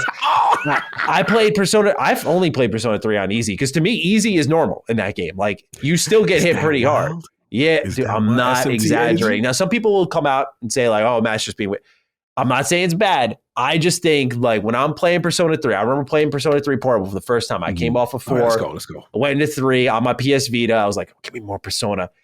And I was getting wiped out with ease constantly. Like I'd be fighting. I'm hitting his weak spots. I'm like, oh, this is a tough boss. And he's like, yep, you're dead. Clapped. Just worst feeling in the world, Cheeks man. Worst man. feeling any single RPG can do is when they just wipe you because it feels like it. Worst feeling. Not because it's difficult. Like, oh, man, I had a challenge there. It's just like, I couldn't even fight back.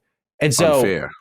I wonder if they're going to retain some of that essence as well in this game because it's not something anyone's talking about. But when I looked at the damage numbers in that trailer, I thought either we're still balancing, which makes sense. We're months away from launch, or you're really going back to the old school. And let's just say that people who hopped in with Persona 5 Royal, y'all are in for a rude awakening if you've not played Persona 3 because this game's going to slap you upside the head. But God, what do you have to say on that?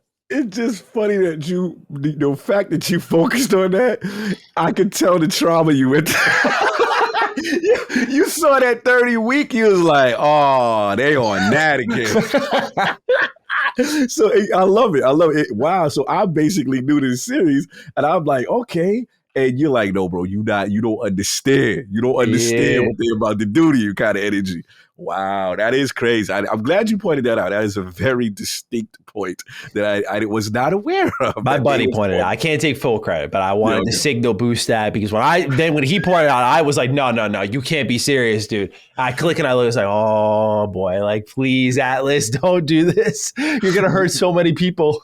Quick question. Back then, when was that point when you had to do the change? Because my question is was it like you weren't even getting out of the first area? Like how, oppressive was it? Where was the line? You're like, okay, now this is ridiculous. I'm not. At what point of the game? So the Tartarus is separated into a lot of blocks, and it was like the second or third block. Like I was up mid early game. I was still getting smacked early on, but eventually hit a point where I was like, this isn't fun. Because, and by the way, folks, this is maybe a personal thing because SMT5, that game is still, while it has a lot of stylish Persona sensibility now, it's still hard as nails. I played that game on easy too. No shame in that. I played that game on easy too. So that was an SMT-ass thing to do. And a lot of people love that. When I talked about SMT4 on Retro Rebound, I mentioned I played it on easy. And a lot of people were like, oh, I love how it kicks the shit out of me. I'm like, okay, I'm not going to shame you. I don't know why, because I personally, I want to have the challenge and then overcome it. But SMT's like, no, you ain't getting by this at all. You'll do 3 boss fights in a row, no saves. Good luck. That type of energy. Oh, yeah. Not Persona 3 doesn't do that, but SMT will do that. Wow, yeah, that's different. What it reminds me of, this is a fun subject. It reminds me of as Lord Turn-based, XCOM 2 War the Chosen had that energy. And XCOM guys, I remember talking to, it was a couple of my turn-based, and actually it was actually Matt Piscatella. Somebody else was like, yo, I'm an XCOM guy, and I'm over with it. And I'm like, what happened? Because XCOM 2 War the Chosen, it slaps the hell out you early. They let you know it is literally crawling to survive, to get any resources to survive. You happy if you got out there and it was 4 or 5 casualties, but you and 2 other people got out alive. Yeah. It's one of that type of energy. So it's you're not going to beat these odds and slowly turn around. But it is the most satisfying thing when you do. But I will say, it is one of those games, if you're not a veteran and you got to get lucky, you're not going to, and for a lot of people, it's a turn off and they're just nah. They're like, either I'm putting this difficulty down, or a lot of people sadly quit on it because they were like, this is just too oppressive in the beginning. So I understand what you talk about. I would respect if they go the more traditional way. I mean, I guess that is very true to the essence of the original, but I know a lot of people who are new would be like, what are you all raving about? This is horrible. I just know that's how it'll go. But especially coming off of 5, right? Yeah, because 5 Royal has a ton of mechanics. It's a much easier game. It has difficult fights in it, but it's much easier, right? So we'll see. All right. Next anime related announcement: Jujutsu Kaisen Cursed Clash was announced at Anime Expo and is coming soon. It's coming to Xbox, so fret not. Series consoles, Xbox One as well, PC, PlayStation, Switch, all that stuff. It's a 2v2 fighting game with 15 plus sorcerers that you can play as. You choose your partner, you hop in. The full trailer is available. Where to begin? This reminds me a lot of the My Hero games. And My Hero is, I like the first My Hero One's Justice game. Who this with the hammer? Who this with the hammer, son? I think her name is Fujisaki. I'm trying to remember. I have not watched JJK since it first came out. Look fire, though. I ain't go front. Yeah, you'll like Gojo, the guy with the blindfold. Yeah, who the blindfold dude with the Gojo? Yeah, he's great. And the art style is dope. I ain't go front on the art style. It's okay. So to me, it's a product of a long-standing issue I have here. So Bandai can't help themselves. It's like a bad habit. Like every anime that gains traction, that they get their grubby mitts on, they're like, yo, wouldn't it be so different if we just made a 3D fighting game? And what anime hasn't had it? One Punch Man got it. Jujutsu Kaisen got it. Naruto got it. Dragon Ball got it. Every anime game gets the 3D arena fighter. And My Hero gets it. I can't stand it, dude. I can't. The fact that One Piece Odyssey came out this year, we had to scratch and claw our way through One Piece Grand Adventure, One Piece Pirate Warriors, just all this shit we had to claw through to finally get a turn-based RPG, something a little bit different. And Jujutsu Kaisen, like the new hottest thing on the block, people love it. The movie did well, the show's doing well. People are hyped for season 2, which is starting very soon. You know, this is that new kid on the block. People are loving it. Cool. And you just take the easy way out. The easy, unimaginative way out. Where I know, okay, right when I see it, I check a couple of items on my list. Okay, this game's going to have no depth. It's going to have a whack story mode. It's going to be low budget. And now you're telling me there's 15 plus as the character roster? I don't want to judge a book by its cover too hard, but I've been through this way too many times before, man. I know where this is heading. But here's the thing. I'll still be there day one because I got to see what's up. And that's what's nasty about it all. It's a vicious, borderline abusive cycle where it just keeps happening again and again. But sir, you seem more positive on it. So what do you think of JJK Cursed Clash? First time ever seeing any of this. You know what I'm saying? Yeah. So I'm just sitting there. I'm like, oh, wow, it looks awesome. Obviously, I like fighting games. So I'm like, oh, this looks cool. But then I just remember, you know, things of how the community felt after Jump Force. That's another. Thank you, Cog, for just adding to the list. That's another one. J-Star's Victory Plus. Bro. Keep going. Sorry. Yeah, and I remember, and I thought that was good. Literally, I remember covering that game. I think it was like E3 2018. Yeah. So who was there? Eric's game. It was me and Eric's game. You were there too? I was there that year. Oh, we was there. Yeah. See, we were 6 degrees of separation. So what happens is, I'm like, yo, this Jump Force, I don't even know anime, but this looks like a massive mashup. This looks like an anime guy's dream. Mm-hmm. Dude, and that hype was real. The hype was so real. And to see that fizzle out and just go nowhere after a while, I was just blown away with that. So to your point, I think we have to be honest that there's probably a little bit of cash-in energy, right? Which is like whatever's the new hottest thing. Bandai Namco is on. And it sucks because these are my people. I love Bandai Namco. But I feel what you're going through. And it's like, bro, don't just slap a fighting game on my joint, throw it out there, do some really weak, unimaginative story. And yeah, and for you to say that, really, I struggle because as a Tekken guy, and I've been noticing Tekken story quality go down a little bit. So I hope they're not taking on so much and movie licensing cashing in, and this is affecting the quality that I know from them. So yeah, this seems to be the direction they're going, and hopefully, you know, look, question. Sure. The One Piece ones that you were talking about that were different, it was like turn-based, whatever. Are these also being made by Bandai Namco, or are these being made by others? It's being published by them, but like what happens is there's almost like a tier of treatment. So like Jujutsu Kaisen, you're getting the My Hero treatment. Like you're really popular, but like you're not Demon Slayer popular. And Demon Slayer was popular enough. It still got its 3D arena fighter, but don't worry, it was Cyber Connect behind it, so it looked visually impressive. But it was still very much like the Ultimate Ninja Storm games. So that's the problem is like they have this cycle of types of fighting games. And then they have developers that they almost divvy out the A tier, B tier kind of. It's very funny to watch it happen in real time from my eye. And they'll do an occasional experimental one like they did. It's still a 3D anime fighter. It's called Naruto to Boruto Shinobi Striker. It's a 4v4 Naruto game. And it's not great, but it's different and it's fun. And they're still supporting it. So I would... You know, like to me, the most inexcusable one was Demon Slayer. Like for those who don't know, Demon Slayer is my shit. Like I love Demon Slayer. I've read the whole manga, still catch up with the show regardless of that. Played the game, was disappointed with the game because it's like this game, this show was the #1 anime for a long stretch of time. It still is. And this is all you could do for it. Like there's no denying like people were going to be there buying that game. This is all we could do for it. That was Sega though. Sega published that one, interestingly. So they float around a decent amount here, but it was Sega and Cyber Connect. So really interesting to see how these IP float around. Indeed. One last little weeb thing. This still is sticking with Bandai.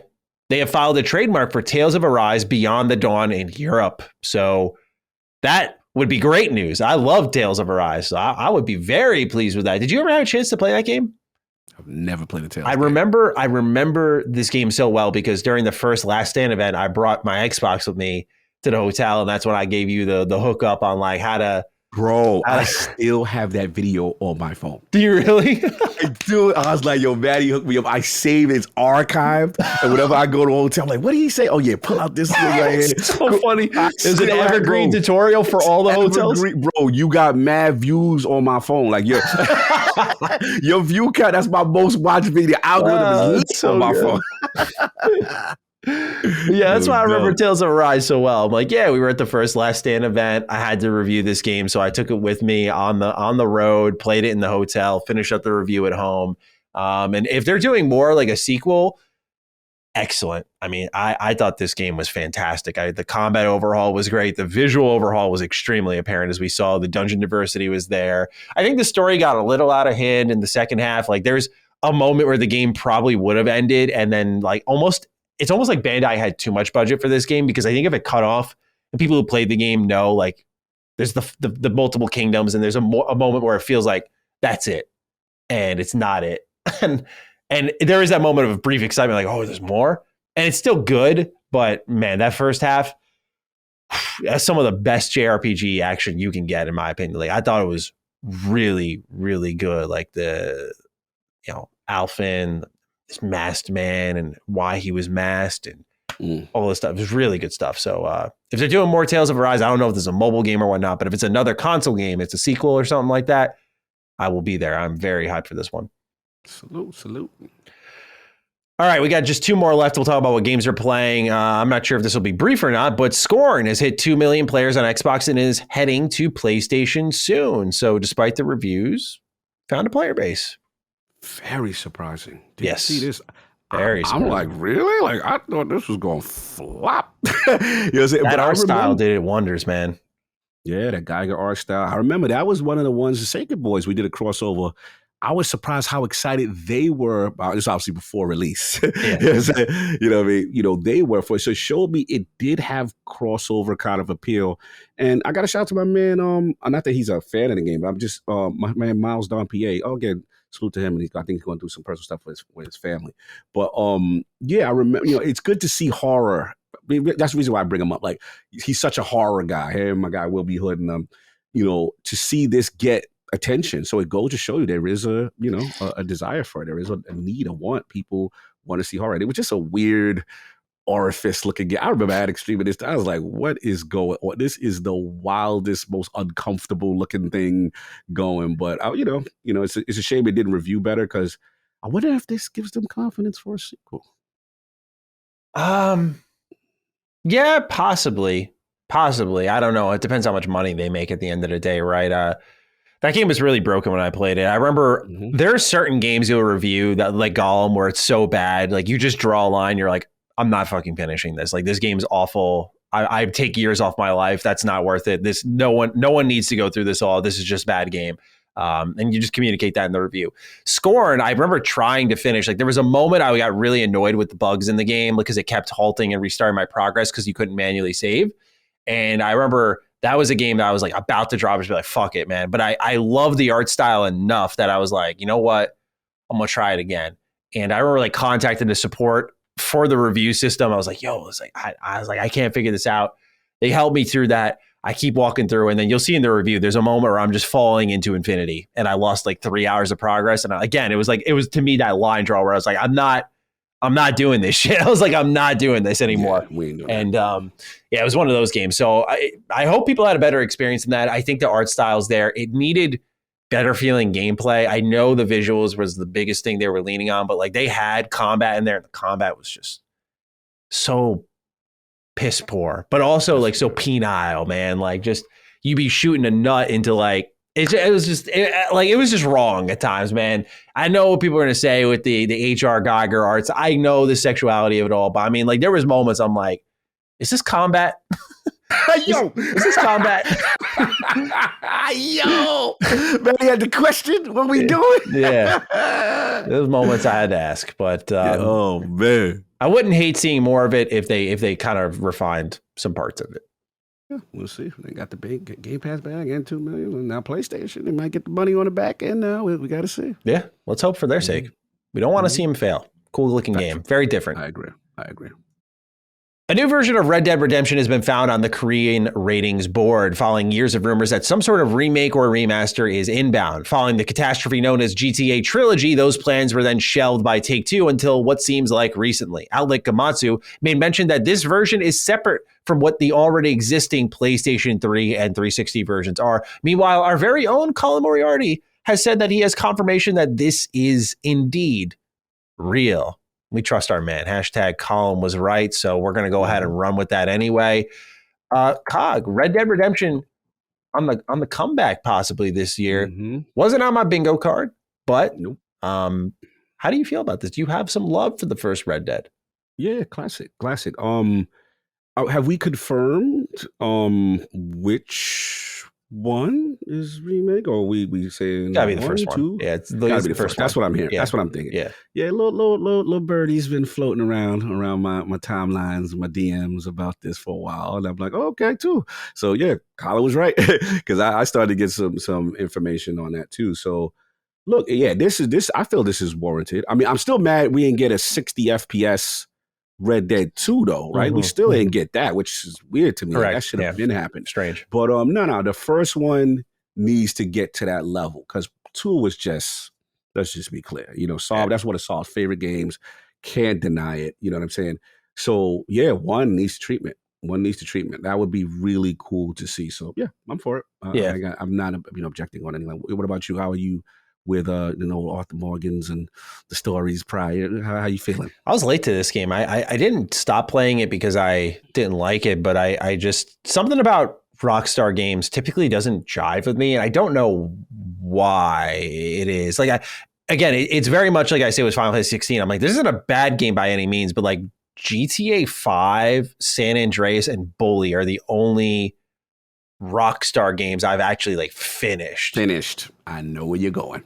And I don't know why. Bully is actually my favorite Rockstar game. I think Bully is tremendous. Like, even to this day, the hand-to-hand combat, the skateboarding, this kind of tight-knit hub GTA missions about beating up like midgets and whatnot, in a Christmas party. Just that game is ridiculous. I don't know if they'd be able to do what they did in that game today, but if they did a Bully 2, which I hope they do one day, I would lose it. But I don't know if it's a lack of infatuation. Like, people adore GTA 4. Like, I want to give that a second try. And funny enough, the timing of this is weird, is because I plan Retro Rebound months in advance. And there are certain months that are easier to plan than others. We look at a couple things. We look at okay, what movies are coming out? What games are coming out? What shows are coming out? What's going to be popping? Is there a game connected to that? And so on and so forth. And then October is easy because it's that's our horror month. Let's just play all the horror games. And I've never played Undead Nightmare. I was so we put it on the list. I was like, oh, this is gonna be a sneaky one. One of those videos you feel as a creator, you feel pretty good about because it's so many people have played that me coming in as a pretty verified reviewer saying yo, I've never played this. It might be a pretty big video for us, and that gets you excited, right? Mm-hmm. And so to see this remaster, I'm well, I imagine there's gonna be many people like me now this year playing that for the first time if it does come out this year, which I imagine it will, knowing Take-Two. That's an easy holiday check for them. But yeah, nonetheless, I'm keen on this. I thought Red Dead 1 was great. I really, really did enjoy it.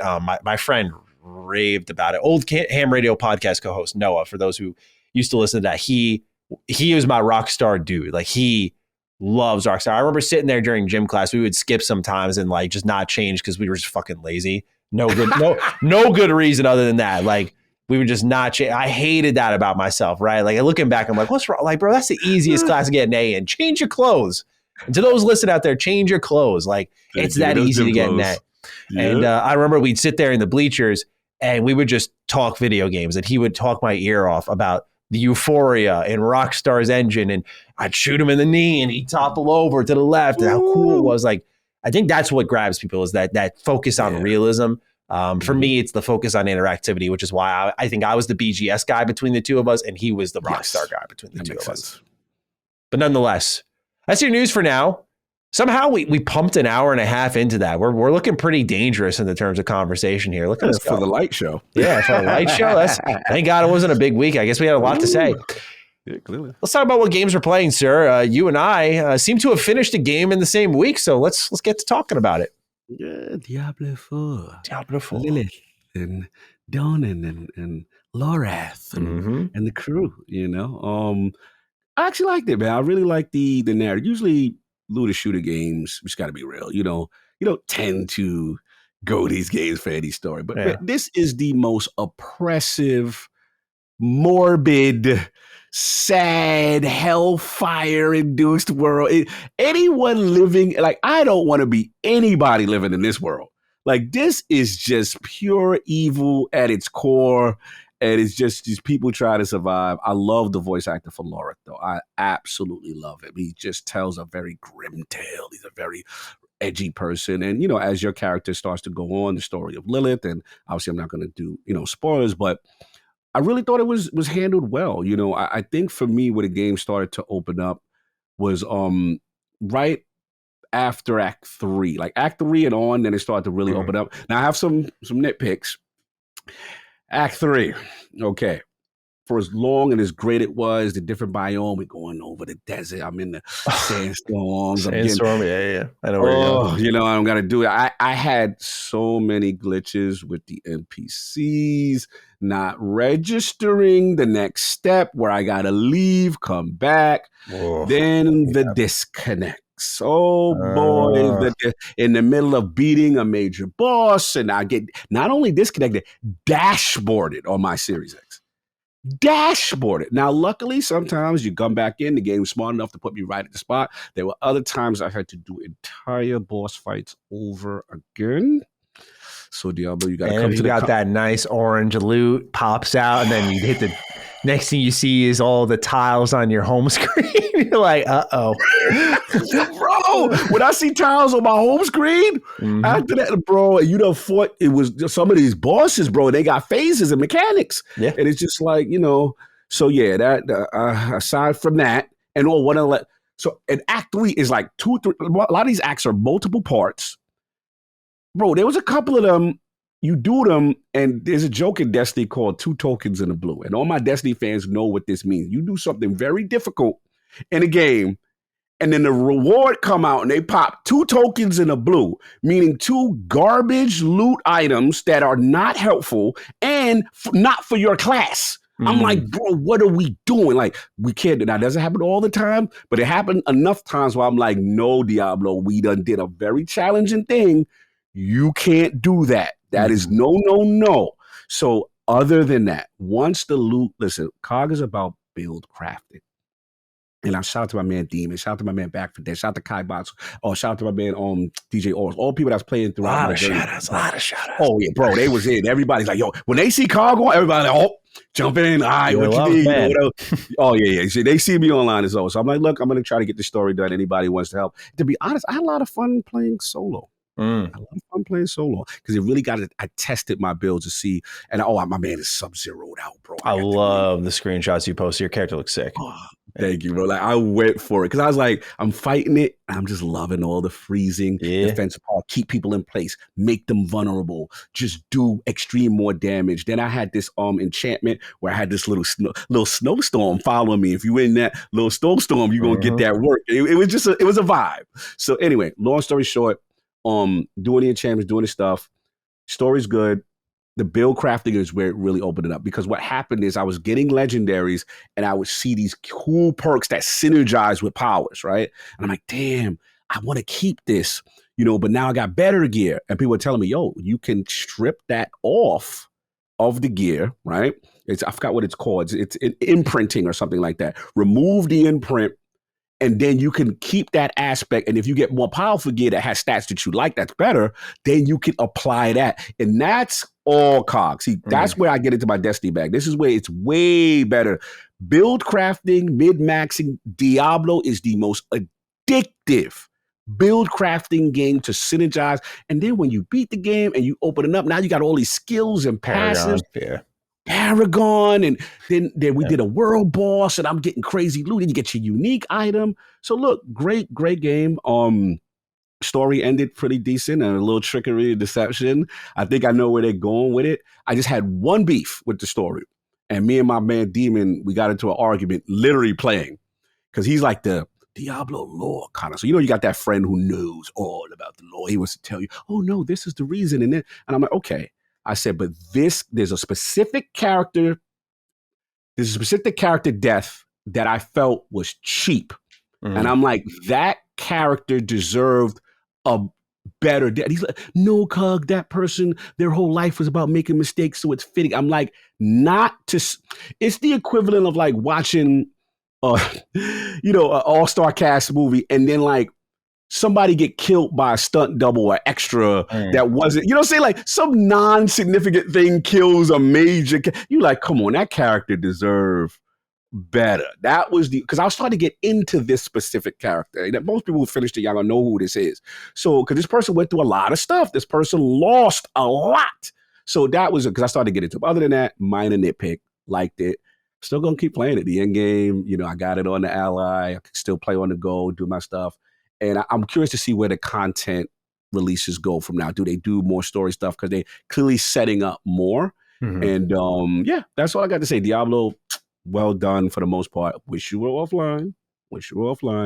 But I still have faith they'll do that. I hope so. You know what I mean? Because I know it's a lot of server base. But man, what a ride. What a journey. Some of the coolest biomes. Some of the most fun. The music is great. The voice acting is great. And yeah, really liked it. So I'm curious about your experience as well. Because it seems like we finished it the same week. Yeah, it's funny timing, Matt. I really liked the game a lot. I fell out of it after playing it for a couple of weeks because I had a number of reviews to do between Final Fantasy, Trails into Reverie, and then AEW Fight Forever. So not as intense in the terms of reviews for completion, really, but still nonetheless enough to pull me away for some time. And a lot of my time was pulled to this next game we'll talk about. But Diablo 4 was fantastic. I mean, I was really impressed by the loot cycle, how addicting it was. The presentation for the story is fantastic. I mean, the final cinematic cutscene, it's like a movie, man. It's so good. And it's funny because that's something I kind of critiqued Final Fantasy 16 for. I was like, yo, y'all stop me every 5 seconds for a cutscene. That's the difference. When you're in a good flow and you're playing a lot of the game, you can stop me whenever. And Diablo gives you a lot of play. But, oh, man, that one cinematic, y'all know what I'm talking about. That shit was super impressive. I really, really felt that elevated the presentation. It made it feel like this is a big moment right now. You mentioned boss mechanics. I thought that was nice to see, multiple phases. That they were dangerous, by the way. A lot of these games, you kind of shut off your brain when you're playing. And I think for the mob, you still can. But the bosses, you got to really react, pay attention, especially me. I was a necromancer, so I'm trying to steal all the life I can to the best of my ability. Build crafting, like you mentioned, is fantastic. The Paragon endgame stuff really lets you settle into what your final items are going to be as you run through the game again. It's a really impressive game. The server issues aside, it's a really great game. So I enjoyed my time with it. Now that it's done, I don't think I'm going to dive into the end game so immediately. It reminds me a bit of Division 2. I really enjoyed that live service experience. I played it as a co-op game. I'll go away for a while now. And I don't know if they were setting a Diablo 5 or if they were setting up DLC. I don't know what they were setting up, but if they do more, I'll be there because it was a great game.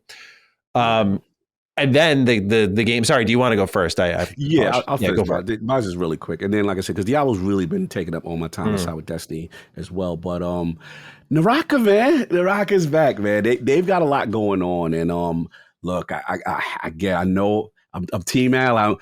Bro, it plays amazing, Maddie. Look at this. It plays amazing. Oh, look at that. Bro, amazing. It is the console experience. And it's rare for me to say that for a handheld, the way they doing it, bro. They did that. It's impressive. I can get, again, quick in and out with my Battle Royale. There's a huge event going on tonight Apparently, it's something called like Naraka. They're about to do a major content drop. I've never seen them kind of promote in the way that they're promoting right now. So they're talking about like some type of new. We have a new hero. They're about to drop that is probably like the fourth hero now. They have consistently added content this game. They've been on new it. collabs. Yeah, and they said big news in under 12 hours. So that's today. We'll see again post stream what it is. They on their Twitch stream. I'm going to check it out, and I'm pulling for them. And I will say this. There's a part of me now, because there's one thing that's really pissing me off. The PvE component of this game is really good, right? But it's locked to the weekend on specific hours. And so what it's showing me, man, I got to be real, is the player count probably isn't where it needs to be, because sometimes you be searching for a match sometime. So what I think they need to do, I don't know what the Game Pass is still in Game Pass. I want to know, like, PlayStation needs to get a part of this. Like, it needs, like, with live service, you need more player. PC community's doing their thing. The esports community's doing their thing. Xbox players doing their thing. I want this thing to be the biggest thing. I want it to get more. So Kage is going to say, live service, we want you, PlayStation. We want you on this. So I don't know how the contract, because this, I think it's past a year, man. This thing is still on Xbox. Like, you can't find it. Like, I thought it'd be over by now. PlayStation would get it, like how we talking about Scorn. Yeah. And it's like, no, NetEase is like, yeah, we like it over here. I guess, I don't know. I mean, very interesting. Fox is probably very thrilled with that. But yeah, that was like my only kind of nitpick with the game was, you were getting a lot of the E in your PvP. Bro, yeah, absolutely. So yeah, I agree. I just, because I want that component is so well done. So yeah, salute to Naraka Baypon. Got to rep, got to support. Still one of my favorites. Yeah, I got to say, I was really impressed with when I played it a couple months ago. Like, it really is, like, for those of you who are curious, like, I know it's like me talking about like Fallout or something. I know Cog's repping this game a lot. It's not just him loving on his latest flavor. It is a legitimately great battle royale game. As someone who's tired of battle royale, it's legitimately an awesome game. So definitely check it out. Salute. And good for people, streamers who you can play with your whole community. You can literally get a room of 60 people, and it's very easy to set up. But what's the other game you've been rocking? I've been playing Trails into Reverie. Surprisingly, a number of write-ins for this one as well. We got 2. So we'll start off with Easel Games, who's got a nice setup here. Hey, Dukes, Easel here. Back for more timely Trails talk. I listened to DD this morning, and I noticed you mentioned a certain JRPG you couldn't talk about. Checking your channels, I can't help but notice this was Trails into Reverie. So I have to ask, how is it? This is a lead-up question for you to tee off on the subject for. More importantly, how has the culmination of all these other Trails games been? How does the series finale handle this? And if so, describe what it's been like across your journey up to this point. Noting, of course, that Trails is one of the rare game series that has this level of continuity without relying on choice-based dialogue sequels, thinking of Mass Effect as an example. I personally only finished the Sky trilogy, so I know better than the Watcher review. Yes, I know. So I may have clarified this already. Lastly, I want to go out on a Spotify pick of the week. This is a new one here, type of suggestion. Just a song, not an album or in any game. It's the super eerie pick of the Enforcers from Trails in the Sky SC, second chapter for those who are curious. Glad to hear from you as always, and have a long franchises are super intimidating, but the payoff between each game you finish is awesome type of day. Salute to you and Cog, even though I know he's not into these style of games. Thank you for writing in, Easel. We appreciate you greatly. And so... all right, we got to get into the history of this game to really set up the, what I'm going to talk about with Trails into Reverie. So y'all, who have listened to Defining Duke all last year, have heard me week in, week out. I'm playing Sky this week. I'm loving it. I'm playing Sky SE, and then Zero, and then Azure, and then Cold Steel. And we started this year, I talked about Cold Steel 4. So to get to Reverie, you have to play Sky 1, 2, 3. Zero, Azure, Cold Steel, 1, 2, 3, 4. 9 games. The 10th game, the finale, Trails into Reverie. Okay. And to answer Easel's question, I did not go in with a lot of faith because those of you who listen may remember, I hated Cold Steel 4. That is a legitimately awful video game, in my opinion. It is one of the most padded JRPGs I have ever played. Now, as someone who has a lot of love for that series, Sky 1 through 3. Sky has its slow moments, especially Sky 1, incredibly slow. But like Easel said, a lot of payoff. Zero is one of my favorite JRPGs ever, and definitely my favorite in the series. Azure is also fantastic. Cold Steel 1 and 2 are great. Cold Steel 3 has a lot of payoff. But 4, man. 4 almost killed it for me. Like, I was so excited for Reverie, but after finishing 4, I was like, I need a break from you. I was like, I cannot. It was not burnout. I was like, you were just not respectful of my time at all. That was 80 hours I will never get back. So Reverie had an uphill battle. You're already coming in after 9 other games, and the last one stunk it up, in my opinion. Stunk it up big time. It's a functioning game. It's not buggy. The gameplay's great, but that story, man. And I felt like with the Cold Steel saga, Falcom really got away from what was special about Sky 1 through 3 and Zero and Azure. And it was the characters. I gotta be real with y'all, and I know we just talked about romance, but it was the lack of horny energy. I'm sorry, I gotta come for them. It was the like Cold Steel is way too turned on, way too off. It makes it a tough recommendation. Like, you got to shut off part of your brain for that section of the series, because Reen's got his parade of harems, and oh boy, is he the favorite man in town. And for those who played Cold Steel 3, there's a particular scene, you'll know what I'm talking about, where I'm like, what? Why did she put her hand up her Why? There's a lot of that. And I just felt like they lost the focus completely in Cold Steel in certain ways, where it's like, this isn't what we fell in love with. Who are you trying to appeal to? Because it's not working, man.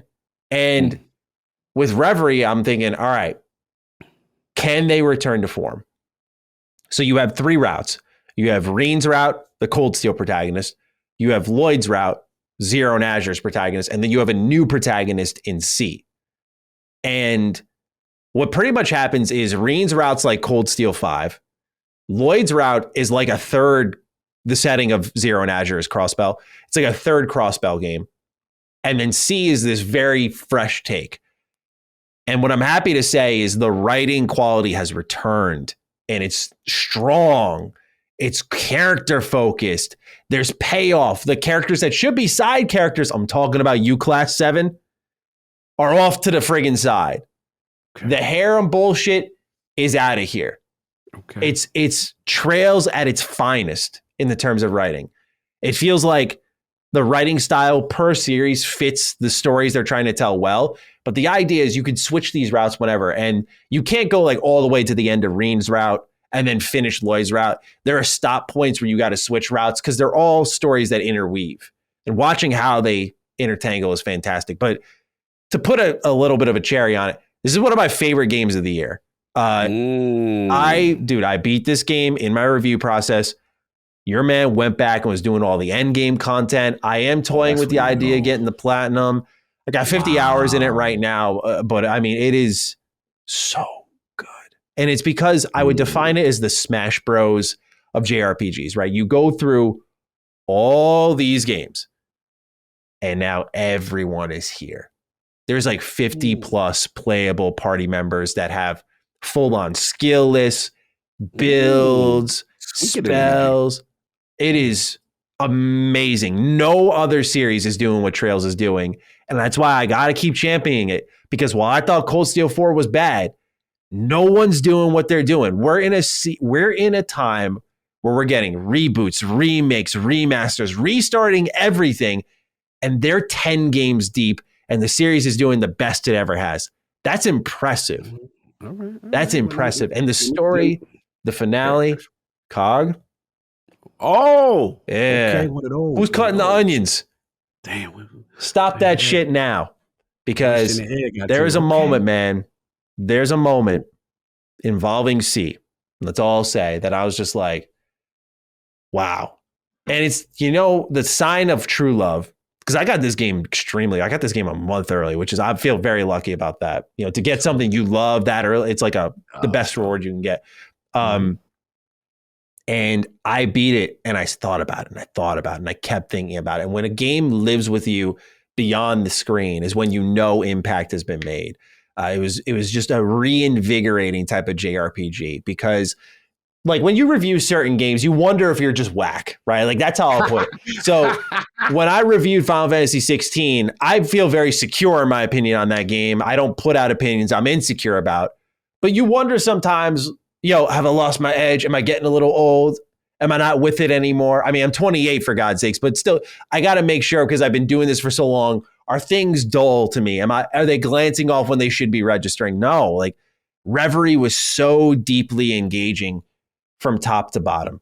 it is worth the ride. Like, I know that sounds insane to say to people. What? Hundreds of hours of JRPG, it's worth it. It is so beyond worth it. It's not like you just play for that one payoff. Like in Sky, there's a payoff. In every single game, there's major payoffs. Zero is one of the biggest payoffs. Azure is an enormous payoff.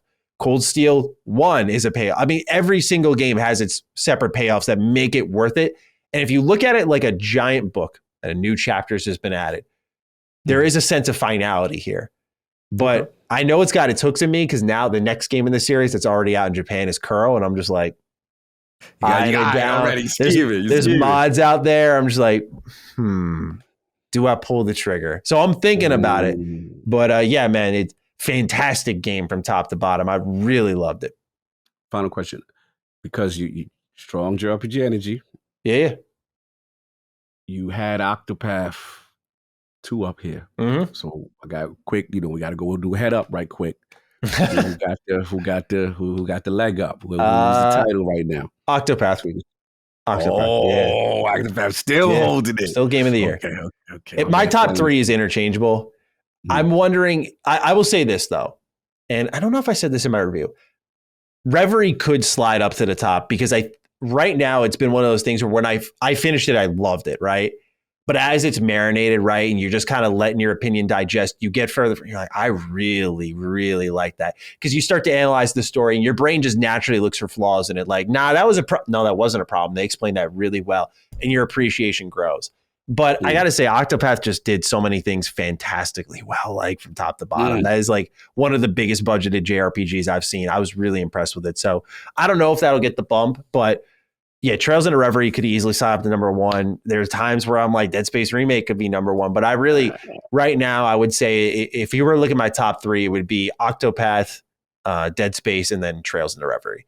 And again, with them being, I know it's a cheap cop-out, but like these are truly interchangeable. Like I could skip out and put one of these at number 1 at any time. But like if you were to put a gun to my head, this is what I would say right now is that, like, in the terms of what impressed me, because like what I will say is every Trails game has a slow start.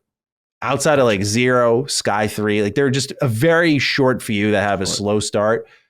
And one of my critiques of Reverie is like, y'all are in the finale, and like the first 5-ish hours are just like, hey, how you doing? Hey, it's good to see you. Just like making the rounds. I'm like, what? I was like, at first I was so nervous. I was like, Falcon, what the fuck are we doing right now, guys? Like, it's the finale. And my friend who's a Trails freak, like I knew this game wasn't going to be super long.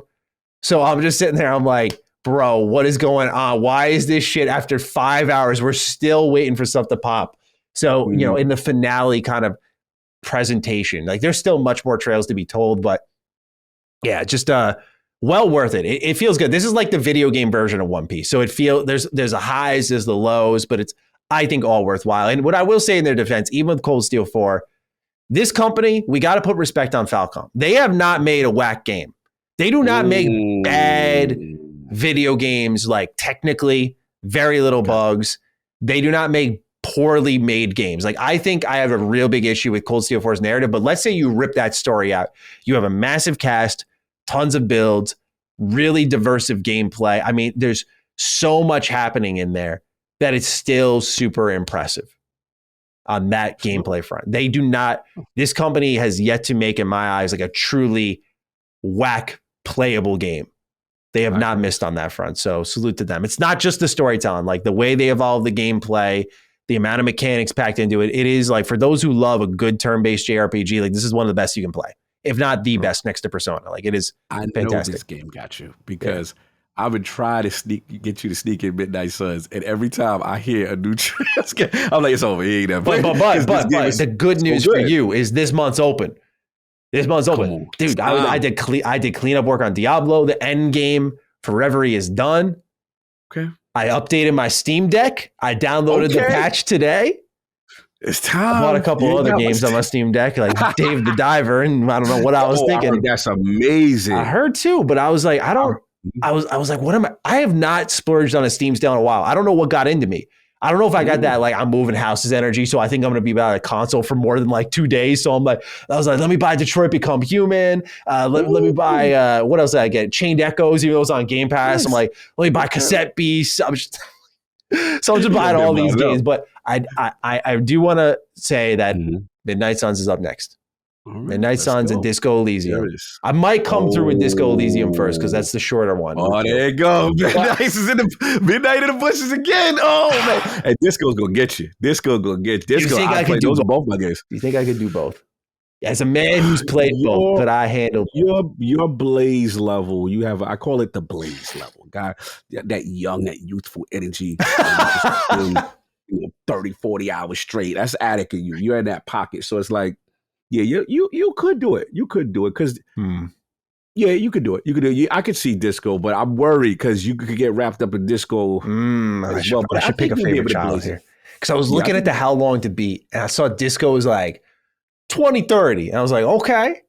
And I got that. I got that on my Switch. I'm like, okay, that's pretty good. And I looked at Midnight Suns. They're like, yeah, this could go up to like 90. I was like, oh shit. I was like, okay, like I got time. I was like, I don't want to.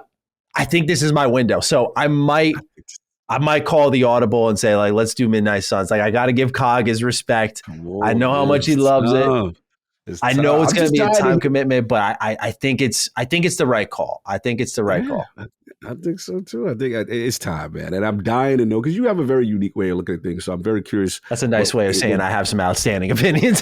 You do. Because sometimes you're literally, I don't know where you're going to go with things. That's what I like about listening to your review. Like, I'm like, it could go anyway. Like, let me see where this is going. So yeah, because you definitely did my Yakuza like a dragon dirty. So I'm just like, I'm nervous. I'm like, I don't know if you like it. I think I will like Midnight Suns. I think I will like it. I have faith. Let's see. Let me know if what you decide, whether it's Disco or Midnight. But I'm curious because even Disco, if you do Disco, I still want to talk to you about that. There's a lot about Revolution. Yeah, I gotta download it on the Steam Deck, Cog. So its time is a coming. It's time is a coming. So probably by next week we'll be chatting about it. I'm moving next week, so like I'm gonna have something on the go going. So it's on the go. One of the two we're getting fired up, and it's gonna be that moment to moment decision because I know we're having this talking of absorbing it all. But when you got both games looking you in the eye, the problem is there are 2 games I've slept on for so long. I think I'll say this in one last thing because I'm trying to wall myself in so I make the right call here, which is Midnight Suns. Disco I have shelved for so long. It's almost like you could wait a little bit longer. Like, what's the hurry? I've missed you for like 3 years, 4 years now. Like, what's the hurry? So, Cog, I think I'm going to answer the bell here. I'm going to answer the bell. Let's go. All right. Keep me posted. Next dude will be lit. We got a handful of warm-up questions here. Let's get into them, and then we'll talk more about the news. Brandon Garvin writes in, hey, Maddie and Cog, I'm wondering what your thoughts are about Microsoft potentially having the Xbox console itself take a backseat for the rest of their gaming initiative. It's quite obvious that Microsoft is perfectly fine to have people play their games wherever the consumer so chooses. And so I wonder if we'll see Microsoft build the consoles as less of a centerpiece of their ecosystem, but more as a component of it. With Microsoft really wanting to get into mobile, I think we'll see them shift away from the traditional console first or only approach that Sony has had and continues to have. I don't think they'll stop manufacturing consoles, however, if according to Phil, they don't see any possible way to beat Sony in a console war, then where does that put Xbox as a console? Thanks for your time. Thank you for writing in, Brandon. So what do you make of this? Because I think this is a realistic possibility that we need to start considering. The same thing we said, we're dropping facts with like the mobile stuff, with King and everything, how we've been breaking it down, like the DRM for Xbox. Like there's some real, we'll say, core gamer issues with their current initiative that I don't think will please many people. And this could be one of them, that the console player who built the base, right? We sat there, we built the foundation alongside them, and we may quickly become the forgotten, just a piece of the puzzle. So, sir, is that what you're expecting from Xbox as a part of their broader game plan when they start going to pie in the sky? Switch. They're on every imaginable screen, maybe even PlayStation. Is it really about where Game Pass exists, or is it about the console being a piece of that puzzle, like Brandon said?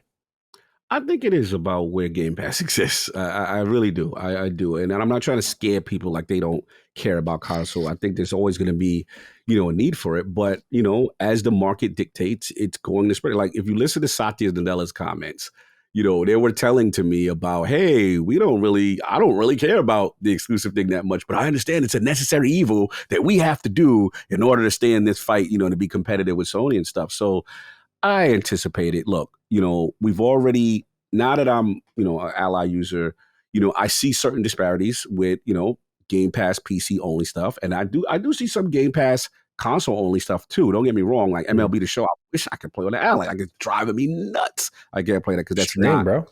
Yeah, that's true.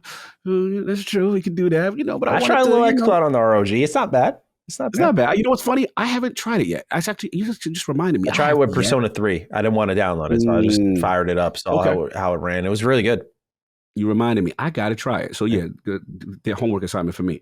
But I think mobile is going to be a factor. There's no doubt about it. They were playing with that kind of stuff. Remember, there was like a Forza game that was exclusive mobile, or like some car game that was exclusive mobile. They're gonna play around with that stuff.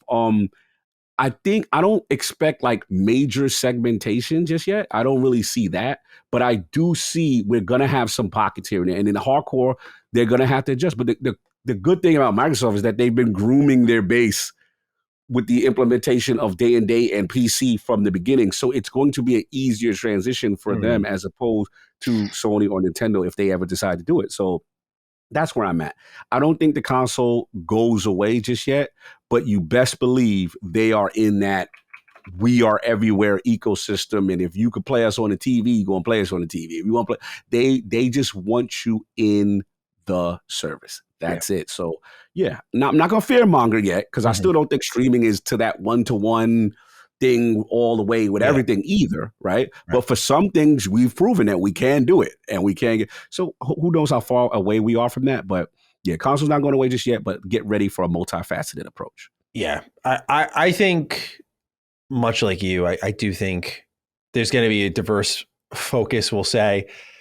And I've said for a lot of time that PlayStation, with their focus on live service, is going to rub a lot of their core into the wrong way. A lot of people are going to say the Jim Ryan initiative has been piss poor because of, we got God of War and Horizon, but like, look at all this live service stuff that's showing up. Because I am assuming a little bit, but landing live service the first time around when you're new to it all, we've just seen how oftentimes it fails. So I just feel the odds are stacked against them. PlayStation is perfectly capable of delivering quality products. So I hope they do nail it and they have something that sticks because I'd love to play it. But I just personally get this feeling like there's going to be a couple of misses and that's going to rub people the wrong way.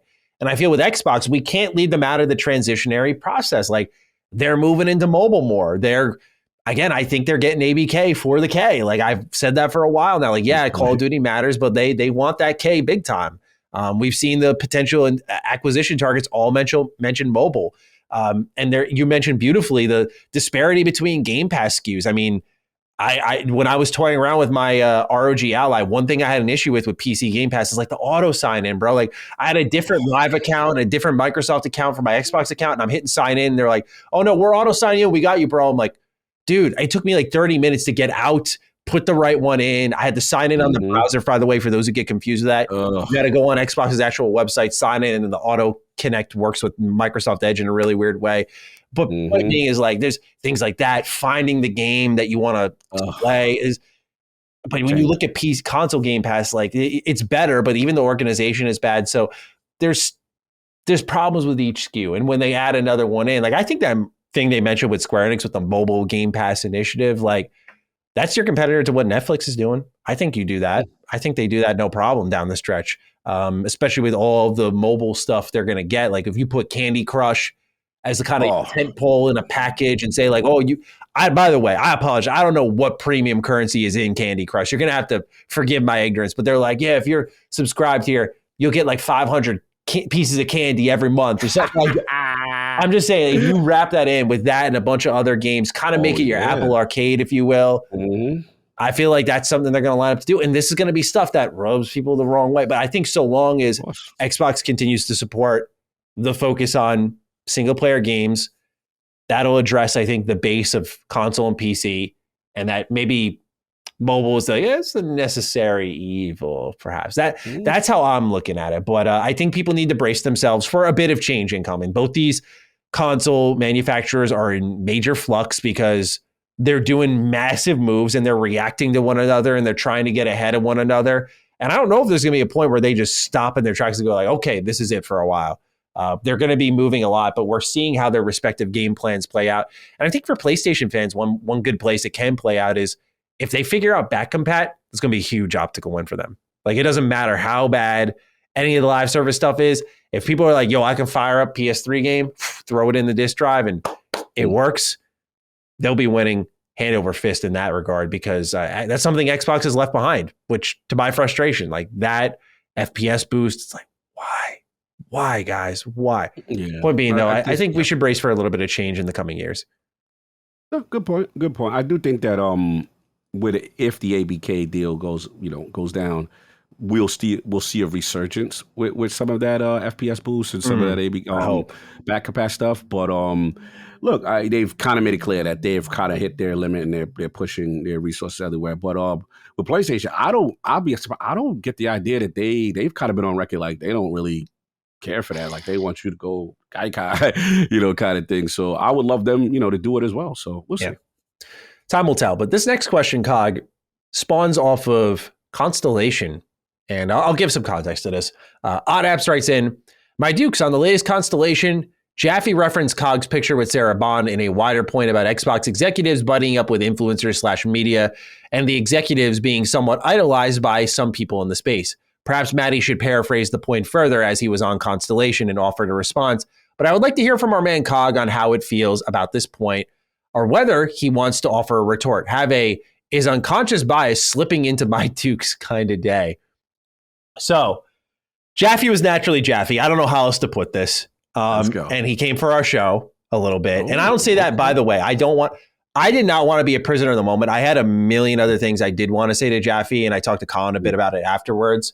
But I didn't want to be a prisoner of the moment and come across too defensive. Like, I just wanted to make sure I protected you based off what he was saying about you, and hope that our show spoke for itself, which I think it does. But the idea was kind of like that sacred and it's more publisher agnostic approach versus us, where we talk with these execs, we interact with them, we'll take pictures with them. I haven't in years, but like, I told Jaffe, like, he's like, would you? And I'm like, I mean, if Sarah Bond's like, I want to take a picture with you, I was like, I'm not going to be a fucking asshole to them. That's what I said to him. I was like, I'm not going to be like, get out of here, Sarah. I don't want to be seen with you. Like, come on now. But yeah, he pointed out that it may shift a bit of the focus of our coverage, and that overall Xbox fans idolize these executives, and that there's kind of a fanship surrounding them. Like, oh, yo, there's Aaron Greenberg. Oh, there's Phil. And people love them, kind of like celebrities, but obviously they're trying to sell us products and they're whispering in our ears is the assumption. And again, I don't want to say too much here because I don't want it to act like I couldn't say it to Jaffe, but I really, since Colin's topic was why Xbox, like, he wanted to talk about like, why are people cheerleading for Xbox? And just, in the sense of like in the court of law, like, why are people wanting Xbox to win so bad? I didn't want to deviate too hard from like, yo, lay off Jaffe, kind of. Is how I was thinking about it, especially going for my man. I was like, so I made sure I tried to protect you. But nonetheless, I would love for you to say your piece there and defend or respond how you wish. Not to defend. I mean, I think first of all, for the record, I didn't listen to it. It was brought to my attention to this. I didn't even know this went down. So, as far as I'm concerned, Jaffe's the homie. We're just gonna naturally agree to disagree on this one. But this is my thing. And I get the idea of, I want to be fair. I get the idea of, hey, these guys are executives. You shouldn't be buddy or taking pictures or whatever, because that would come off as perceived bias, right? For me, this is how I look at it. We built IOP with the notion of, one, we're gamer friends, we love games, right? But a big part of our show is we are going to celebrate the people who we consider are our gamer heroes. Either you're a content creator, influencer that we like, or you're a developer, a person responsible for making decisions on the games industry that we love. I think it's very critical that we give people their flowers while they're here. I'm of the mindset that a lot of us don't truly know how the game industry works. So who better to go to than the sources, than the people who actually did. Yo, that's Peter Moore. Like, one of my greatest heroes is Yu Suzuki, Sega AM2. I'm a Sega kid. Like, I never thought in my life I would ever cross paths with this Japanese man ever. Like, to you know what I mean? So that's my mindset. My mindset is always meet the creators, meet the people who do these things. Now, as far as, Sarah Barnes specifically, I never met her before. You know what I'm saying? I've never met her before. This is my first time ever crossing paths with her. For me, I know that she's a Sega person, right? So that resonates with me. It's like she's really resonates with Sega Japanese games. So I did want to meet and have that conversation. To me, I look at it like this. This is no different than me going to an NFL, NBA, NHL game where you're a fan of the team or you like the product or entertainment, and there's a backstage thing. So you meaning to tell me, take gaming out of it. Your favorite artist, Michael Jackson, Prince, is there. You're too cool to say, hey, I shouldn't be taking a picture. Let's stop. So that part, I'm never going to agree with them, because at the end of the day, anybody who knows me, it's not what you want. I'm going to tell you not what you want to hear. It's what you need to. I don't care who you are. If I respect you, I'm going to respect you. But it doesn't mean because I respect you that now I'm going to be nicer to you, because I'm never going to be critical of you because, I met you. We took pictures and that means you're my man. And I could never say anything. But I'm the person who went at Phil Spencer behind the scene. You know what I'm saying? Like, I'm a person, here's my thing. And this is the thing. I got to be honest, man. It's the thing that I'm seeing from a certain base that I'm not liking. And what I'm seeing is this, people are cheering corporations. This is no different from anyone cheering. You can say you're cheering a $1 trillion corporation. I can say, hey, you're cheering a $1 billion corporation. It's still corporations, all of them. They all have their goal of what they want to do. We get that part. But at the same time, people have to separate. It's not about just cheering for corporations. It's about, hey, I like the platform, right? They could potentially do something that's better for me and consumers, right? So that's what people got to get in their mind. It's also a bigger picture. What's happening, sadly, is because it's like sports team. It's because one team hates the Yankees so much. You know what I'm saying? You letting your bias seep into it. And that's the thing we got to be careful. We got to separate our bias. Just because we don't care for another platform or another side, right? Does it mean that the people are just blind drones? Or people taking pictures of me of a dinner. I just heard like people like, yo, they got you. I'm like, what are you talking about? Like, dudes are making videos on July 4th about me. Like, that's interesting to me. Wow. That, again, it goes to show you if I am the topic of your mind and you are so concerned to make contact about me, what does that say about you? Like, I'm literally driving him. Again, this is no shot. Please, I don't want this to think I'm not taking a shot. It's not a shot at Collins, not a shot at Jaff. It's not a shot. I'm just being honest. If the source of someone's content is about what other men are doing and who they're interacting with, and they have a problem, then that says something about you. I'm just going to be real. So at the end of the day, last thing I'll say with this, it's the responsibility of the content creator or whoever they are when they meet these executives or whatever to still show your non-bias and make a decision when things go. Now, I'm not going to say that some people do conform. Absolutely. Am I going to say that some people, executives, are fake, don't play games, fraud in, and absolutely.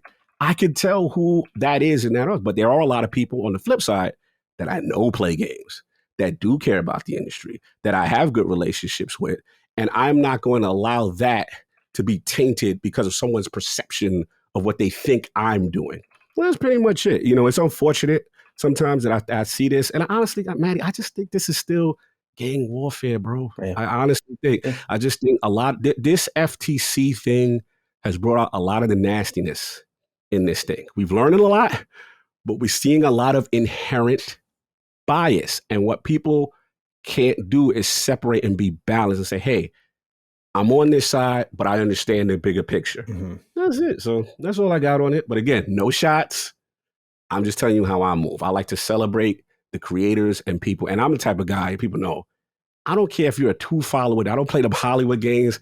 I'll stay after the show, talk to everybody. That's how I am. I'm a social networking kind of person. I've always been that way. So that's my final thing on it. I'll throw out there, and this is in your defense, but also in our show's defense and also in my defense, because again, I didn't really want to over defend myself, because I also don't think Jaffe was attacking me or you or anyone, just more so speaking his mind on how he saw things. But like, for example, I think the subconscious bias is almost like, I view it as like a bullshit tactic used by other creators to kind of seep down into others' work. Like I just, and grow strength, this falsified strength with their own brand. Like I personally view that, because this is going to sound sociopathic, but I'll tell people what I think. I'll happily do it. I don't give a fuck as long as you give me what I want. I don't have to kick your ass. I'm not going to lick your boot. I'm here to do business. So what that means is, hey, I want a review code. Like, I don't want to be your friend, not because I think you're awful, not because I think it contaminates the business. Just like, we're here to do business. I just want the review code, for example, or I want to preview Redfall. We don't got to be best buds. I just want it to be a business where even if you don't like me, you can't stand my content, we can still, reasonable minds may differ, work together, just get the job done. Let me get my job done. That's all. So to me, I feel like I keep it 100%. Like if I get lied to, like I did with Final Fantasy 16, which I speak at length about PR who lied in my face. Like I was told with Final Fantasy 16, like, oh, no creators have that yet. Bro, you think I'm not in contact with people? Do you think I'm that dumb?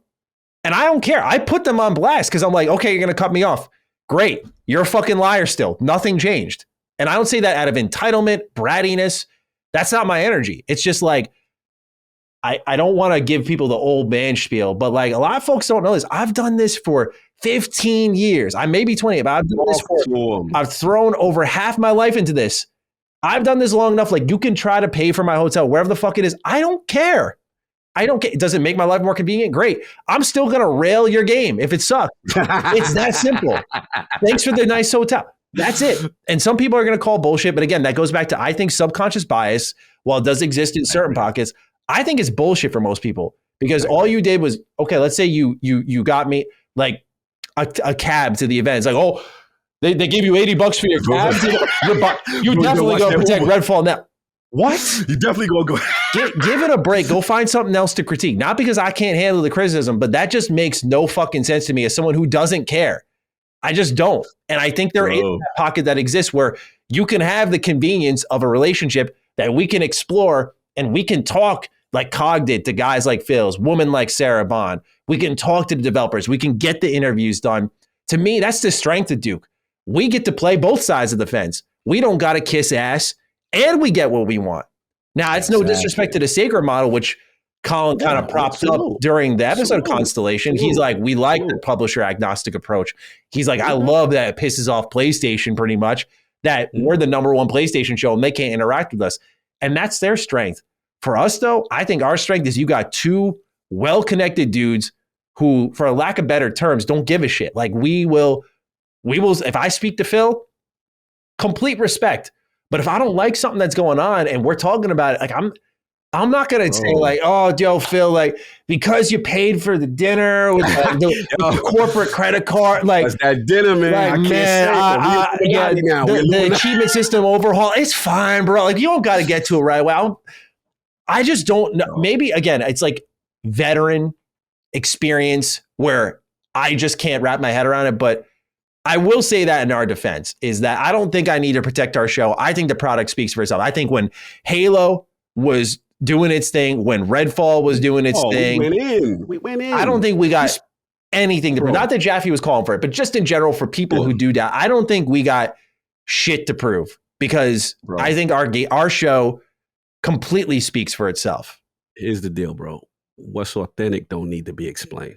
Ooh. And that's how I feel. Like we just authentic. You know, everybody that talks about us, you know, it speaks for itself, and the work speaks for it. And I love what you said about people, again, no shots, but people trying to invalidate the hard work, the trenches, the us doing it. You know, you as a young content creator coming up, just playing Bethesda games, doing everything you can, you know, as far as giving light to the content. Me as a kid from the South Bronx who never thought I could get in the games industry, to be able to go to E3, fly by myself, pay my own way. No one's giving me anything, bro. I've grinded forever everything I have.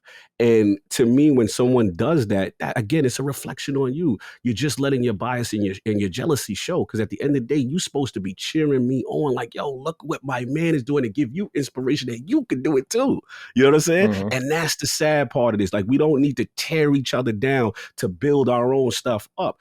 Somebody does it that way, salute. That's your way. But my way, I give respect to the people who came before me, create the games I love, and I give respect. But at the same time, they know if they out of pocket, they do something crazy, I'm going to pull up and I'm going to tell you what I need to tell you. You know what I'm saying? And that's just what it is. So again, and last point I want to say is in reference to Xbox specifically, we got to be real too. Look, it behooves them as third place energy to be palpable and to be accessible to turn this thing around. And the last thing I say in reference to Sony, not to make this console worry, I remember the PSX days. I remember when you used to be able to go to a fan fest PlayStation. Yeah, they don't give their audience that. So don't get mad at us that this corporation is actually saying, look, we need to do a better job of reaching out to our base, because clearly whatever we was doing before ain't working. We need to fix. That's a sign of intelligence. What about for people who just take whatever, no disrespect, PlayStation gives them,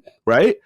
And they cool with that, and there's no interaction. It's just buy our product and that's it. Some people are cool with that. Me personally, if you put a gun in my head, I want to meet the people who create the games. I'm going to take that influence and that opportunity to, of course, better myself, and at the same time, but be real and honest about what's happening. And that's all you can do. So yeah, that's what I'm at. Absolutely well said. Yeah, it's just, I thought it was good to erect. I had a feeling when it happened. The reason I spoke to Colin, I was like, I said, I hope you know, like, we're going to say our piece, because I said, I know the audience is going to think, oh, there's tea being spilled. Like I said, we're going to get write-ins, and I said, I'm just letting you know, like, we're going to talk about it, no doubt. And that's all there was to it. Of course, he was cool with it. Like, you know, appreciate the heads up. But no, look, Colin the homie, Jaffe the homie. At the end of the day, like, one thing it's beautiful about LSM is we can agree to disagree, and we don't got to throw and be crazy and all of that. So everybody know that. Yeah. Anytime my man feels threatened, I won't lie. I felt a little I appreciate you. Felt a little like I didn't even know this was down. I had no idea. It's not bad at all. Like, I'm not throwing Jaffe under a bus. Like, it's really not bad. And Jaffe the homie, like, me and Jaffe had talked before this, so I got love for him. I remember he was in ILP chat just maybe 2-3 weeks ago. Like, yo, and I'm like, oh, that's dope to see Jaffe in here, whatever. And we had a great talk too. It was that's what's up. I think that episode was extremely good. Like, we had my topic was self-care, bro. That shit got deep. Like, I should have mentioned that at the top of the episode. Y'all, if you have not listened to that episode of Constellation, go give it a look. Like, it from like dynamic game conversation to like in-depth raw emotion. Like, Colin almost cried. Like, that type of emotion, bro. Like, it got intense in there. It was great episode. So yeah, like, obviously no love lost there, no disrespect. Just I think you know, we gotta protect our show at times, and for sure, that's all there is to it. Appreciate you, brother. We appreciate the audience writing in about it, bringing it to Cog's attention. Let's get into the rest of the news. Like I said, slow news week, let's rein in Sega. I figured, why not? Let's talk a bit about them. We got two interesting topics beneath the Sega banner. The first one, speaking with Bloomberg, Sega shut down speculation that they are currently for sale. Despite that, they had very high praise for their relationship with Microsoft, saying, quote, "We are very close to Microsoft and have a great relationship with its management team. Microsoft, in particular, has high regard for us. Xbox's Phil Spencer and Sarah Bond are really serious about the values that video games fans emphasize." And they even kind of went on to mention like that they're like, compared to Nintendo and PlayStation, like, things here are a bit closer.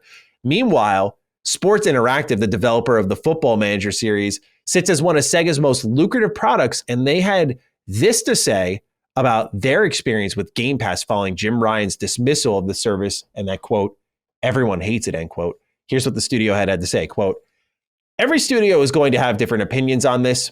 Different studios will have different data because different games work well in different situations. For us, it's nothing but positive on all three platforms. The fact is, Game Pass and Apple Arcade have brought new people to the franchise that never played it before. I'm confident enough in our games to believe we will now have those consumers for a long time, whatever platforms we're on. Fiscally, it makes sense. Creatively, it makes sense," end quote. So Little bit more Game Pass love yet again from Sega. This isn't the first time. It's not like us cherry picking. They talked about it with like 2 Point Hospital. They talked about it with Yakuza. We're seeing here that they're like, no, we're not getting acquired, but like, yo, we're close. Like kind of like, hey, we're still homies, right? So, Cog, what do you make of both these bits of Sega news here? Yeah, I mean, we know the relationship is deepening, and I love it. Again, one of the things to me that was to see how Phil outlined their value when they were thought of being acquired. Again, we know Activision kind of fell on their lap. They were like, wait, abort mission, we gotta go. We didn't know this was gonna happen. Same kind of thing. But it showed us why they valued classic IP, the whole lineup, Japanese presence, all that stuff, right? So, this isn't surprising me. This is what, the Dukes, Dukes had it right. You know what I'm saying? For once, and not for once, but, for a while in this case. But what was interesting to me was Football Manager, because now I get to say Congress, right? Because I told people, I was like, yo, people are sleeping. Remember when it was added into Game Pass? It was like, here's the Game Pass things of the week. And everybody's like, oh, it's kind of weak. And I'm like, yo, I get it.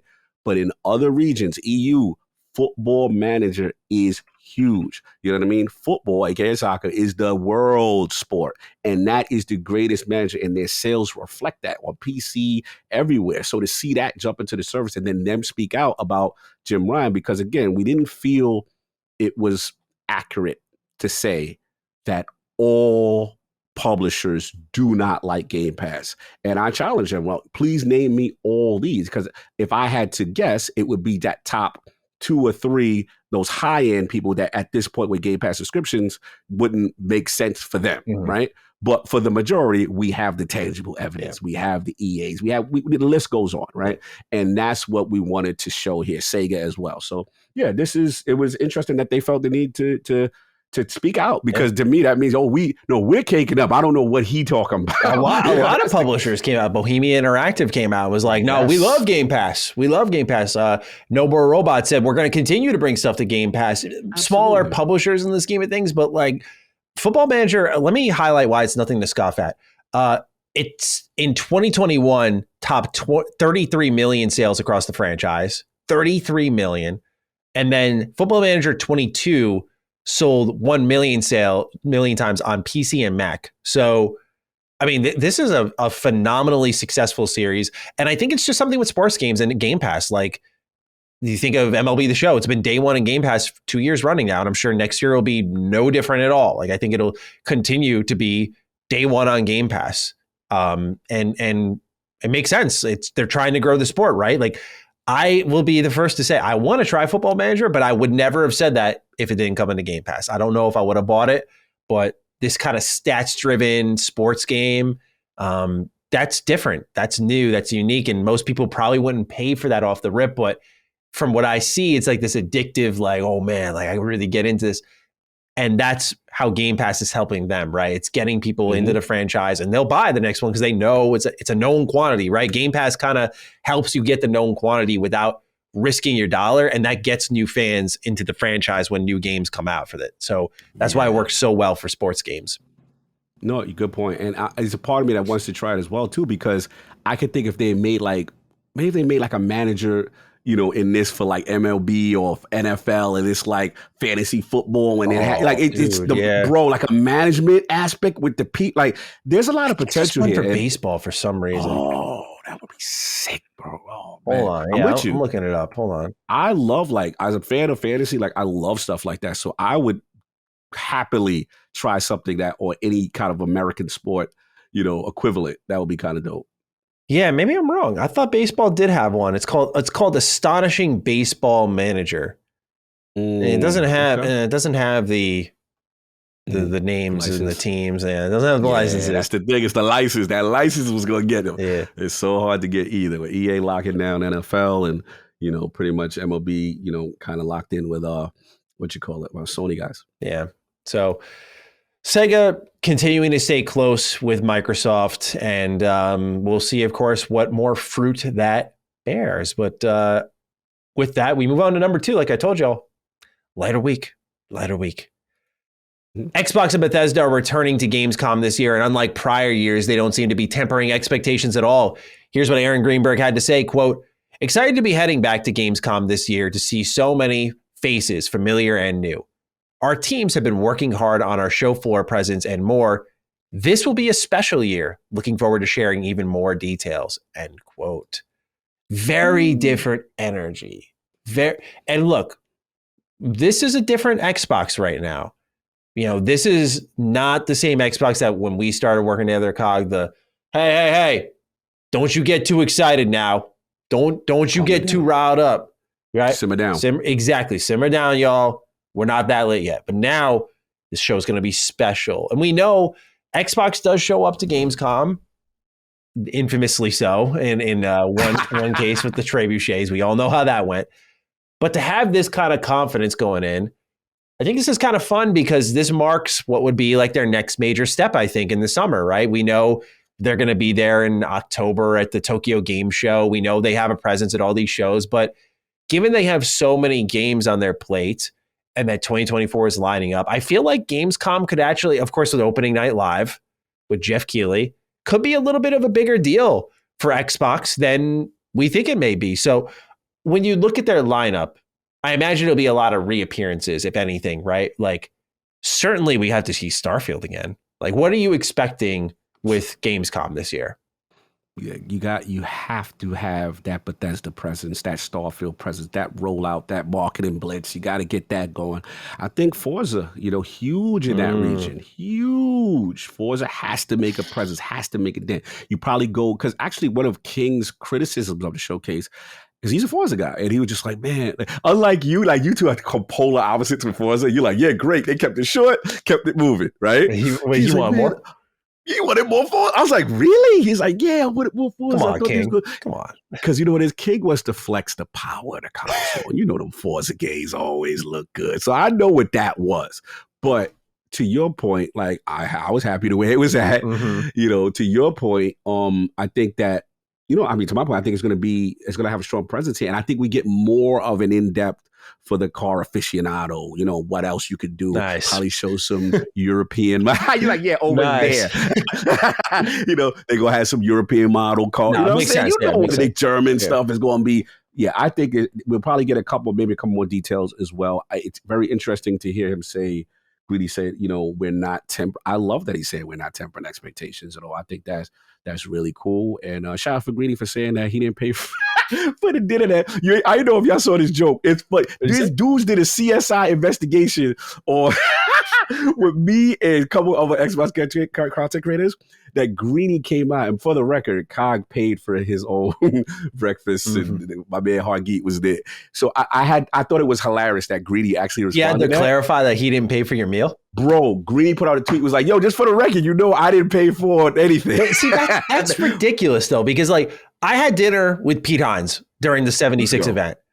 I have, up until this year, have not been in contact with Bethesda since my 76 review went live. Like, really? If they gave me a whole meal, that contaminating, I don't know, man. I know we're all cut from different cloths. It's over for you, bro. Don't get caught like I get caught. Yeah, I guess so, bro. I guess my career's over if I heaven forbid take a photo with someone. But yeah, bro, that's crazy. Sorry, I don't mean to drag it off topic. That's insane, though. My man has way too much integrity to be questioned like that over a meal. COG's not starving. He's not like, oh, yo, Greeny, thank you so much. I haven't eaten in weeks, bro. Thank God, man. God, you put out the corporate card for me. When I was check energy. Bro, dude's doing videos on July 4th about me. No, I hate that. Wild. Energy is weird energy. When you make, again, content about other men, it shows you, again, remember I told you, 10 tweet rule, y'all. 10 tweet rule. That's what exposes them. 10 tweet. They ain't talking about no games. They ain't talking about nothing else. They talk about other men. Watch out. You get the block. You get the block. You get out of off with your head. Now, for Gamescom, do you think 2024 games from Xbox, I wonder about Hellblade, Avowed. Do you get more out of these games? Towerborn, do you get more out of these games? I feel like, because they had so much to show that the Xbox Showcase Extended this past year was actually pretty good. Like, obviously you don't expect anything bombastic from it. That's the kind of expectation that's been set. But they show off a lot of stuff. It was extensive. So I wonder with like Gamescom, if again, it's going to be more of that. Do you think 2024 games are going to make an appearance here? Normally I would have said no, but you got me thinking. I'm thinking about the studios that showed that are EU/UK based. Ninja Theory, I didn't think of that. Playground Okay. Games, right? You know, UK is in the building. It's very interesting if they give another little, maybe just like an extra little snippet or like an extended trailer or something. I'm very curious if we get any little more tidbits from any bit of the UK studios, the EU studios. I'm curious now because when if he says he's not tempering expectations, that means you're still willing to show, in my opinion, just a little bit more, Yeah. of something. So stay tuned on that one. Because this to me would jive with expectation energy, and we're just going to come here and show Starfield for us. And let's be honest, that everybody would have been comfortable with that as we getting close to release. But to say you're not means I have to interpret that you still have a little bit more in the tuck that you want to kind of get over the line. Updates. So, updates. Do we get our first? I know I hate to use this technicality because they have technically shown gameplay. Do you think this is where Ninja Theory shows out a little bit and says, like, here's combat? Like, to me, that seems like a worthwhile update that you could kind of get a quicker turnaround on in response for like a little showing. I think Starfield's going to be playable on the show floor, for example. Like, that's Gamescom, for those who don't know, this year is August 23rd to the 27th. So we're going to be, for those who are in early access, a week and change away. I think they're going to have something playable on the show floor, like a little demo. So, Cog, do you think, like, with what may be there, do you think finally we see a little bit of Hellblade II combat gameplay? That is interesting, man. It's two schools of thoughts. One that, they were comfortable with what they showed and then don't show no more until we get, closer to release, and maybe do that in a developer direct and keep it on the wrap. To me, Ninja Theory there's only a little question as far as just where they are with development. That how close they are. Oh man, I felt Fable was more ready to show out. As far as like them developers on Twitter were like, I am so impressed. Y'all think we frauded. If y'all think we frauded, y'all just gave me bro. That's a flex. That's like, you think our graphics is so hot it can't be real. Bro, that to me is like, and remember, Booty's always been said, like, I've been dying them to show more. I want them to see. So it is interesting, but maybe I am looking a little bit more into those two particular games, and it might be other games or other announcements. So we'll see. I have two schools. It could go either way, but if I gun to my head, I'm going to say we probably, with those two, maybe we just an extended trailer, maybe, but my gut probably says it's going to be some games or things maybe that we didn't know about, maybe on a smaller or the AA side, or something, additional features to, games that have been announced already. That's what I'm going with right now. But I mean, we'll see. Towerborn, I think, will be there for sure. Avowed? I think they skip. Yeah, they go in the cut. Yeah. They go in the cut. They know what's going on. They hear a little feedback. I think the Black Rock says, all right, we're going to show y'all. We're going to say, I think they're going to go back. If they show out again, it's not visually polished. I think that hurts. Yeah. I think showing again almost hurts them more than it helps them. Go away. Come back. South of Midnight? I still think they're farther for some reason.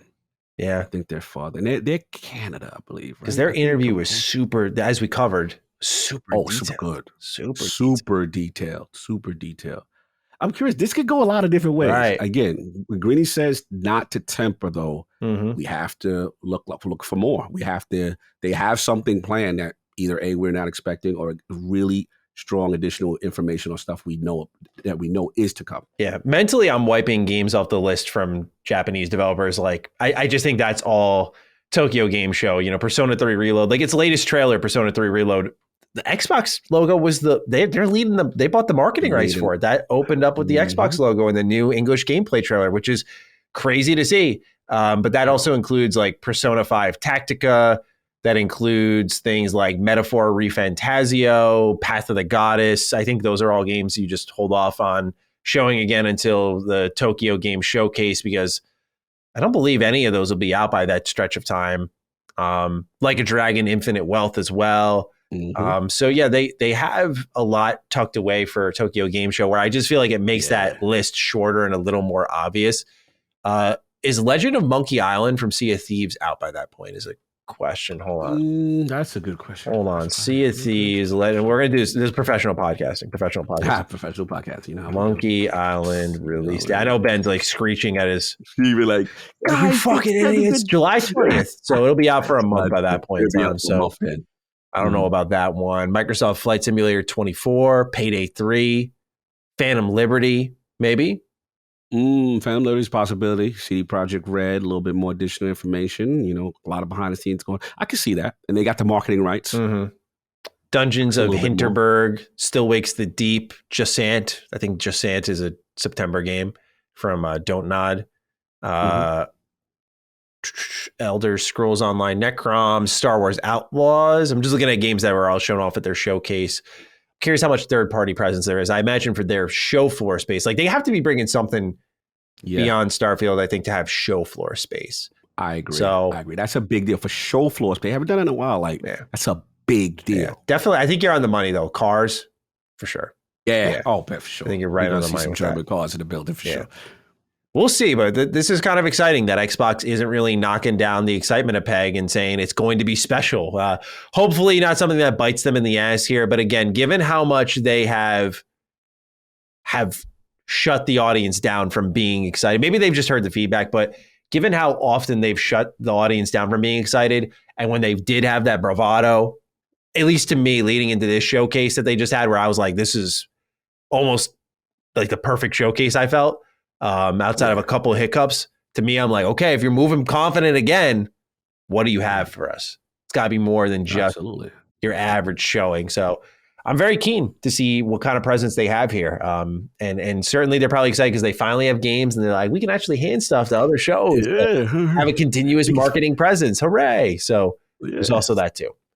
Spread the wealth. All right. Last bit of news, unless there's anything else you want to add in. We're good. All right, cool. Number 3, last bit of news here. Coming soon to Xbox Game Pass. July 5th, by the time you're listening to this, you'll have Grand Theft Auto 5, including the next-gen version on both cloud and console, as well as Sword and Fairy Together Forever on console, PC, and cloud Game Pass. McPixel 3 comes to Game Pass July 6th, so this will also be in your hands by the time you're hearing this show, console, PC, and cloud. Then, July 11th, you get Commonhood coming to console, PC, and cloud, and Insurgency Sandstorm, which is coming to PC. July 14th, day 1 to Xbox Game Pass, you have Exoprimal, console, PC, and cloud. Then on July 18th, you get Tectonica in game preview on console, PC, and cloud, as well as The Cave on console and cloud. Joe B writes in, Strauss Zelnick, subscription services don't work. GTA 5 is on Game Pass for the 3rd time, though. Yo, I didn't even catch that. Yo, bars. Actually, they don't like Game Pass. Publishers don't like it. Yeah, they hate it. And Derek Strickland, I believe is his last name, he's from Tweaktown. He actually posted a graph showing the revenue spike when GTA 5 was in Game Pass and how it actually positively impacted the game in a significant way. People can go see for themselves, but it was like a multi-million, like $40 million jump. Like it was something pretty significant. So there is a bump there that I imagine Take-Two wasn't too upset about, but I digress, Cog.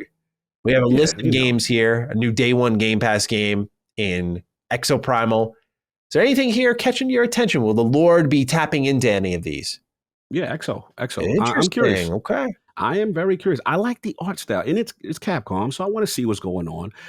I know, people are like, the PvP thing, I don't know if I want to do it, but it's something about, it's giving me like Zolder Enders meet Dino Crisis, some kind of weird vibe.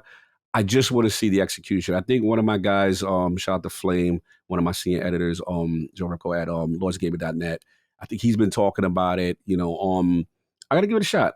Listen, I want to support Capcom supporting the platform. I think that's a big deal to further that relationship. You know what I'm saying? Not saying they got to be acquired, but I'm just saying just to see. Exactly, I'm doing my part. I'm supporting them. But just to see the games that normally, historically, don't launch on the console or day and date. I think that's a big deal, right? So, it kind of gets into that Wolong territory with, Koei Tecmo and that kind of stuff. So, yeah, and this one had for some reason, the techiness, something about it caught my eye stylistically. Don't know if it's going to hit gameplay wise, but I'm going to give it a shot. That's where I'm at. Yeah, it looks messy to me. That's why I'm not. It looks messy, not the fun messy cog. Just it looks a little all over the place. Especially like when the hordes of dinosaurs are coming your way. Some people think it's great, but it's like the way they're literally not falling over each other, but clipping into one another. Oh, okay. It just looks a little messy, and I get the idea is like just throw as many dinosaurs as possible on screen. So some people are going to love that, but I've lost my luster for the horde style games. Really, like Diablo was kind of close as I get, where you get that adrenaline rush when you see like 20 enemies. It's like, all right, now I can blast away with an ability. That's a great feeling, but otherwise, yeah, it's something that's kind of lost its luster. So for me on this list, what's you? Nothing. Nothing. You're like, nothing. Yeah, surprise. I'm taken right now. More time for you back. I'm taking. Okay, that's what I'm committing in my head right now. I'm making sure. You put a rig on it. Yeah, but I'm doing it of my own. Right, I'm trying to make sure like we don't walk in with some Yakuza energy. Like, man, I really want to play Disco Elysium. Well, let's see what this is all about. No, I'm going. I want to be here. I appreciate that because I don't want you feeling worried. Yeah, bro, he ain't never get a fair shake from the jump. Then he cost you money on top of that. I'm like, it's over. There's nothing Ichiban ever can do to make this right, man. With the whole bare ass. That's bare ass. That was some impressive energy from Ichiban. But payback's a bitch. That's fair enough. All right. With that, ladies and gentlemen, that's your Xbox news for the week, if you will. Now we move into the Game Pass pick of the week, where I am up.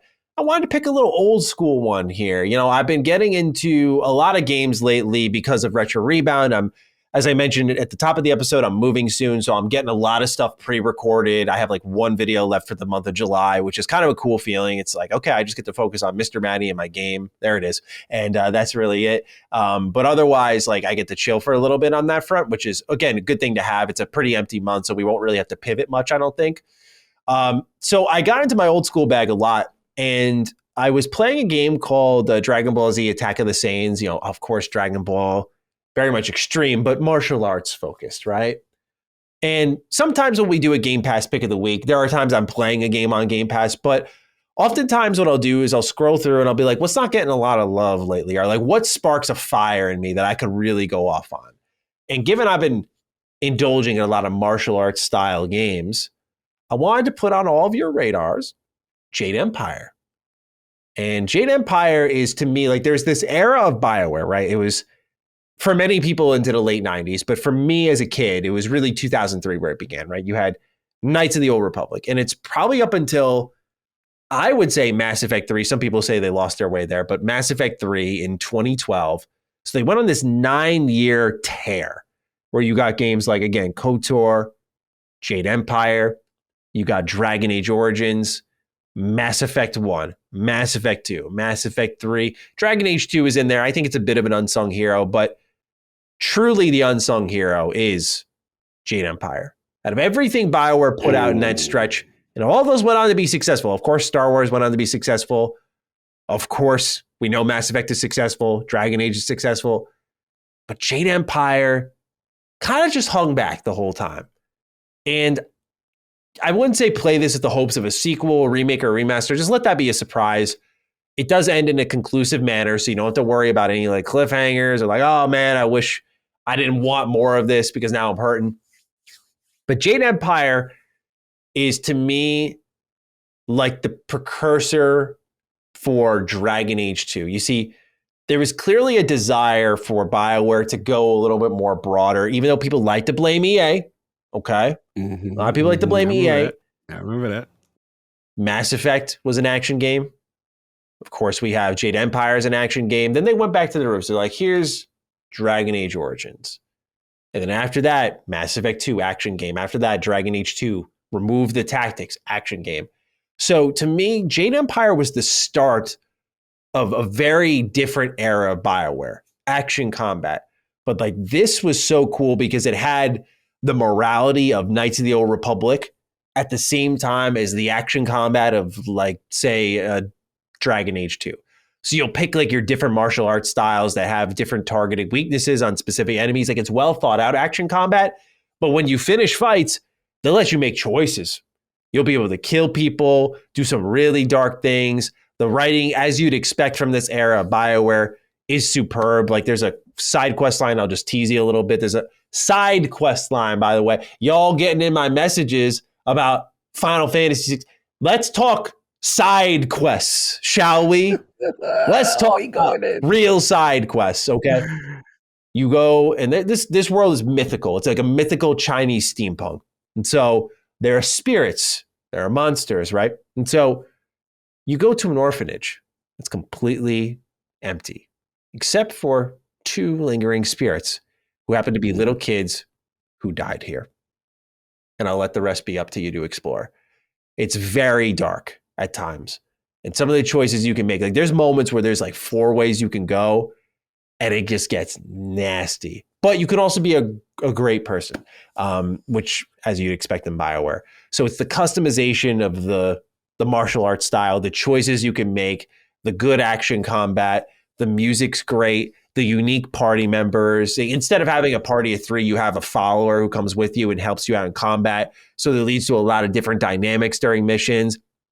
Y'all, they created their own language for this game. They hired a linguist to write a whole new language for this game. The effort, I know it's the slept on one of the golden age, but it is also 100% one of their highest effort games from that era. And I say that as someone who loves KOTOR. This game really did take the baton and carry it a step forward. Like I'm not afraid to admit, y'all know how hard I go for KOTOR. I'm not afraid to admit. How you go. They took the baton and they carried it a major step forward with Jade Empire. So if you love that style of BioWare, it's an OG one. And I'm going to say this. You got to be on console. PC version of Jade Empire ain't it. It just doesn't boot up for me. And unless you are okay with tinkering and messing around with it a bit, figuring that out through various Steam forum pages and whatnot, go ahead, try that out. But I recommend my console brethren, this is where you got to play this. It is a wonderful, wonderful game, man. And I actually, you know what? Are you on your ROG right now? Mm-hmm. Oh, let me know if it works. I was just about to say. I'm about to see. Yeah, I'm about to see. I know it's in PC Game Pass, but I maybe it works better through that. Never thought that's what I'm thinking, because it could be the launcher. That's what I was like. Yeah, it could be. I never thought to try that. But yeah. Oh wait, hold on. I'm seeing it's their EA Play. Okay, so through the EA Play, it's on Game Pass, so you get it because it's Game Pass. You get the special edition. Yeah. Which I got to see what that includes. It's really weird. Like the most popular version of that game is the special edition. Like I've never seen a normal copy of Jade Empire without the special edition. I think it includes a making of DVD and I think a couple other quests or something like that. It's nothing. Yeah, a couple of it's EA Play. So I gotta see. It may. We gotta see. We don't know how it's gonna go because it is EA.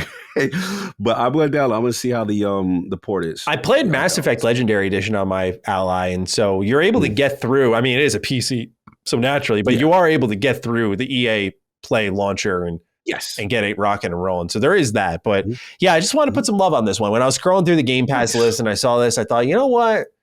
It's time to put some love on Jade Empire. And if you've slept on it and you're looking for look, many of you are probably in the same pocket as me. It's a dead month, not much going on. Maybe you're just grinding away at a little Final Fantasy. And you thought, man, what's a real action RPG like? Well, now I've opened the door for you. I've opened the door. Come on in. We're not going to judge you.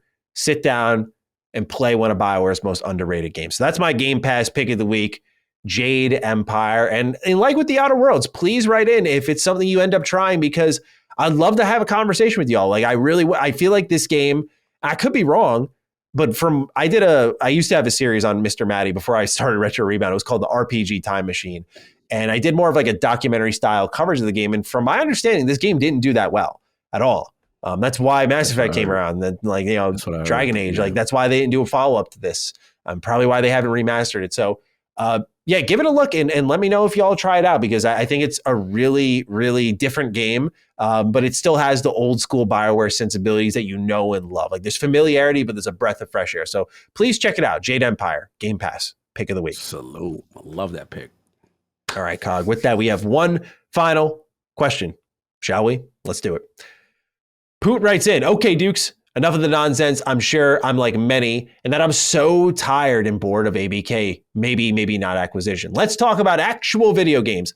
What's the under-the-radar day one Game Pass pick you are looking forward to?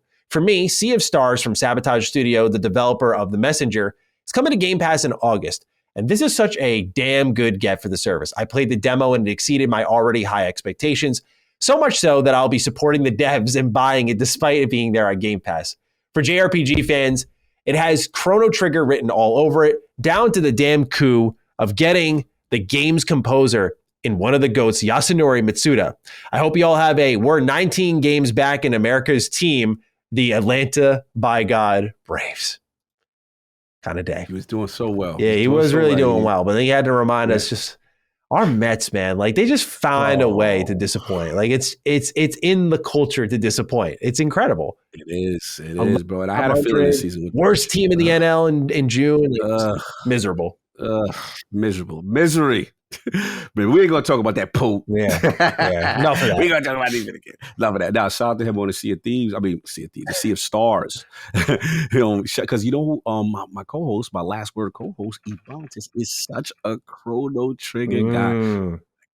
This is hitting all the notes for me. Okay. Like, yo, I'm loving it. You can tell they are fans of Chrono Trigger. The sensibility's there. So salute to him. That's a great pick. Shout out to Sabotage Studios and my dudes. It comes back to the same thing every time. Starfield. You're taking the easy answer. Bro, I could sit here and lie to you. I'm not looking, what's game. Nothing else satiates it. Nothing. I am ready. By the Torah. It's here. You know what I'm saying? It is you, my friend. Like I need that. I need best fan energy. That's where I'm at with it. So no, that is Starfield all day. That's just where the countdown begins. This is the calm before the storm. Get whatever you need to get done. You're gonna have to bunker down. You have to bunker down. Because once September hit, it's over. So get your needs, get your food, get everything you need to do. That's from these other games. Because when Starfield comes, that's where I'm at. But what's your in the cut, Matty? What's the one that's out the radar that maybe I'm not thinking about? I'm sleeping. I'll let Poot have Sea of Stars because that probably would have been my pick. Is sort of I haven't played the demo because to me it's like a pixel art RPG. Okay, money here. It's just that easy.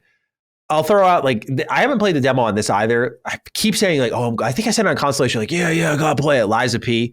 I love that we're getting the Souls-like. That's very Bloodborne inspired with no Bloodborne on the horizon. Like it's definitely feeding the desire that's growing in the gaming community. Like, yo, we want more Bloodborne. Like whether it's a sequel or a remake, remaster, give us Bloodborne. Come on now. Like we've been asked, the demand is there. So to see Liza P and kind of it's establishing its own identity, and there seems to be choices. I got to learn more. I got to play more. But for me, from the outside looking in, Liza P. This one isn't dated yet, but it's in Game Pass day one. Eiyuden Chronicles 100 Heroes. Ooh. That looks like finger looking good. Yes, good. Look, shout out to Chris Jones. See you. That's his game. The Suikoden, spiritual successor. I've not played much Suikoden, so I apologize. I'm being a bit of a fraud here. But look, I'm going to play Suikoden 2 when it finally comes around. And this is on my list just because of the art style, the characters, everything. It looks phenomenal. It was such an out of nowhere surprise announcement when it came out, and see it day one in Game Pass. That's another one. I'm just scrolling through real quick to see if there's anything I'm missing here. Otherwise, I got one. Let's hear it. The Capcom joint, the Path new to the IP, Goddess?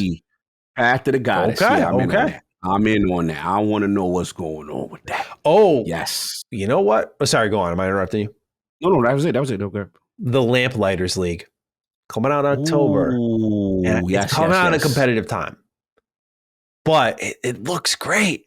It does look, it reminds me a lot of, oh my God, it happens every time. It's like my brain's destined to forget the name. Something, Phantom Doctrine. Every time. Phantom Doctrine. Yes. Yeah. Oh, yeah. That XCOM low. It just XCOM low. Looks very like a very interesting game. So that's another one sneaking into Game Pass. I guess it's a good problem to have because listen to this. This is insane. Okay. August 18th, Texas Chainsaw Massacre. August 29th, you get Sea of Stars. September 6th, you get Starfield. September 19th, you get Lies of P. September 20th, you get Party Animals. September 21st, you get Payday 3. September 29th, you get Cocoon. October 3rd, you get Lamplighters League. October 10th, you get Forza Motorsport. October 24th, you get City Skylines 2. That looked good too. And then I'm skipping a couple here. November 17th, you get Persona 5 Tactica. Dude, bro, that's all Game Pass. All Game Pass. It's monster. That's there's too much to pick from, really. It's a lot. It's good stuff, man. It's all. Why are they surrounding Starfield though? Like, who planned this out? Who's running the Game Pass budget and say, yeah, let's build around this. Let's build around this. Let's really. I think it's Todd get to go where Todd went to go, where he was ready, and everybody just gonna have to deal with that. He's a favorite child here. You're not wrong. You're not wrong. I'm still thinking Lies of P gets delayed. I'm still holding on that. I'll be honest, I kind of want it to get delayed. I'm kind of willing it into existence. Like, get out the way. Check your ego. Get out the way. October's open for you. Check it out there. Thing. Phantom Liberty, you know what I'm saying? I wouldn't mind a little yellow, PNG on your Twitter. Let me stop. You know what I'm saying? We just need a little more polish, a little extra more polish. We want to make sure we deliver what the fans deserve, right? Give us the little PR spin. Yeah, we learned from last time, so we figured just another couple of months of extra time would be good. It's so bad we could probably recite one of these at this point and know what they're going to say. Anyway, ladies and gentlemen, that's our last write-in. That's everything we have for episode 131 of Defining Duke and Xbox podcast. Cog, I mean, great episode nonetheless, man. We found a way. You know, I remember going into this when every time I send Cog our document, our script, I'm just like, I give him kind of the 411. Like, I'm like, yo, monstrous week, let's do this. Or like this week I was like, light week, don't know how it's gonna go. And here we are, 3 hours in. Nice job. Made it into something. Yeah, made it into something. It was fun. It was fun. Actually, like, surprisingly, we managed to avoid most of the AVK stuff, which is great, and still have like a banger show in my opinion. So I loved it. Calm Before the Storm. Great topics. Yeah, man. I'm trying to think what we're gonna do with this hashtag. Doing with the hashtag. Gamescom was kind of our main subject. That's that. Okay. There's nothing we could really build around here. Now, there was definitely a joke we were making earlier. DD Romance. I feel like that could be. Yeah, DD Romance was high up there. DD Side Quest. Side Quest, Expectations, and Romance were the three for me. So yeah, either ones. You want to do Side Quest, you want to do Romance, whatever. I feel Romance was like Romance. Romance was a consistent one. Yeah, we'll do that. DD Romance. So ladies and gentlemen, you got this deep into the episode. You want to let us know your thoughts on Twitter like you all have been doing lately. We appreciate that so much. I'm at G27status over on Twitter. Cog is at Lord Cognito. Tag us with your thoughts using the hashtag DD Romance so we know what episode you're talking about. We can engage with you, see what you think about things. Please do fire away, especially in the comments. If you don't have Twitter, you're not trying to engage with what's going on there. We get it, especially because like links were broken all week. My friends were sending me tweets all week. I'm like, bro, I don't have the app on my phone. I can't see this. It was such a pain in the ass. It was so bad. But nonetheless, ladies and gentlemen, use the hashtag DD Romance wherever you choose to interact with us, and we'll see you there. And with that, Cog, anything else you want to add in before we wrap up episode 131? Great episode with the Dukes. Calm Before the Storm. We'll see what happens next week. And looking forward to it. More talks, more games. I'm hyped. Absolutely. So with that, ladies and gentlemen, take wonderful care of yourselves, and we'll see you next time for episode 132 of Defining Duke and Xbox podcast. Peace out. Defining Duke, an Xbox podcast, is a product and trademark of Last Stand Media and Collins Last Stand LLC, and is recorded from the United States of America. The show is conceived by Matthew Mr. Matty Plays Schroeder and me, Colin Moriarty, and is written and produced by Matthew Schroeder. Matty's co-host is Barry Lord Cognito Eversley. Defining Duke's executive producer is Dustin Furman, and the show is edited by associate producer Ben Smith. All of Last Stand's theme music is by Ramon Narvaez. As you know, all of Last Stand Media's shows, including Defining Duke, are fan-funded on Patreon at patreon.com/laststandmedia. The following names are at the producer support level on Patreon, and we're thankful for your kindness and generosity.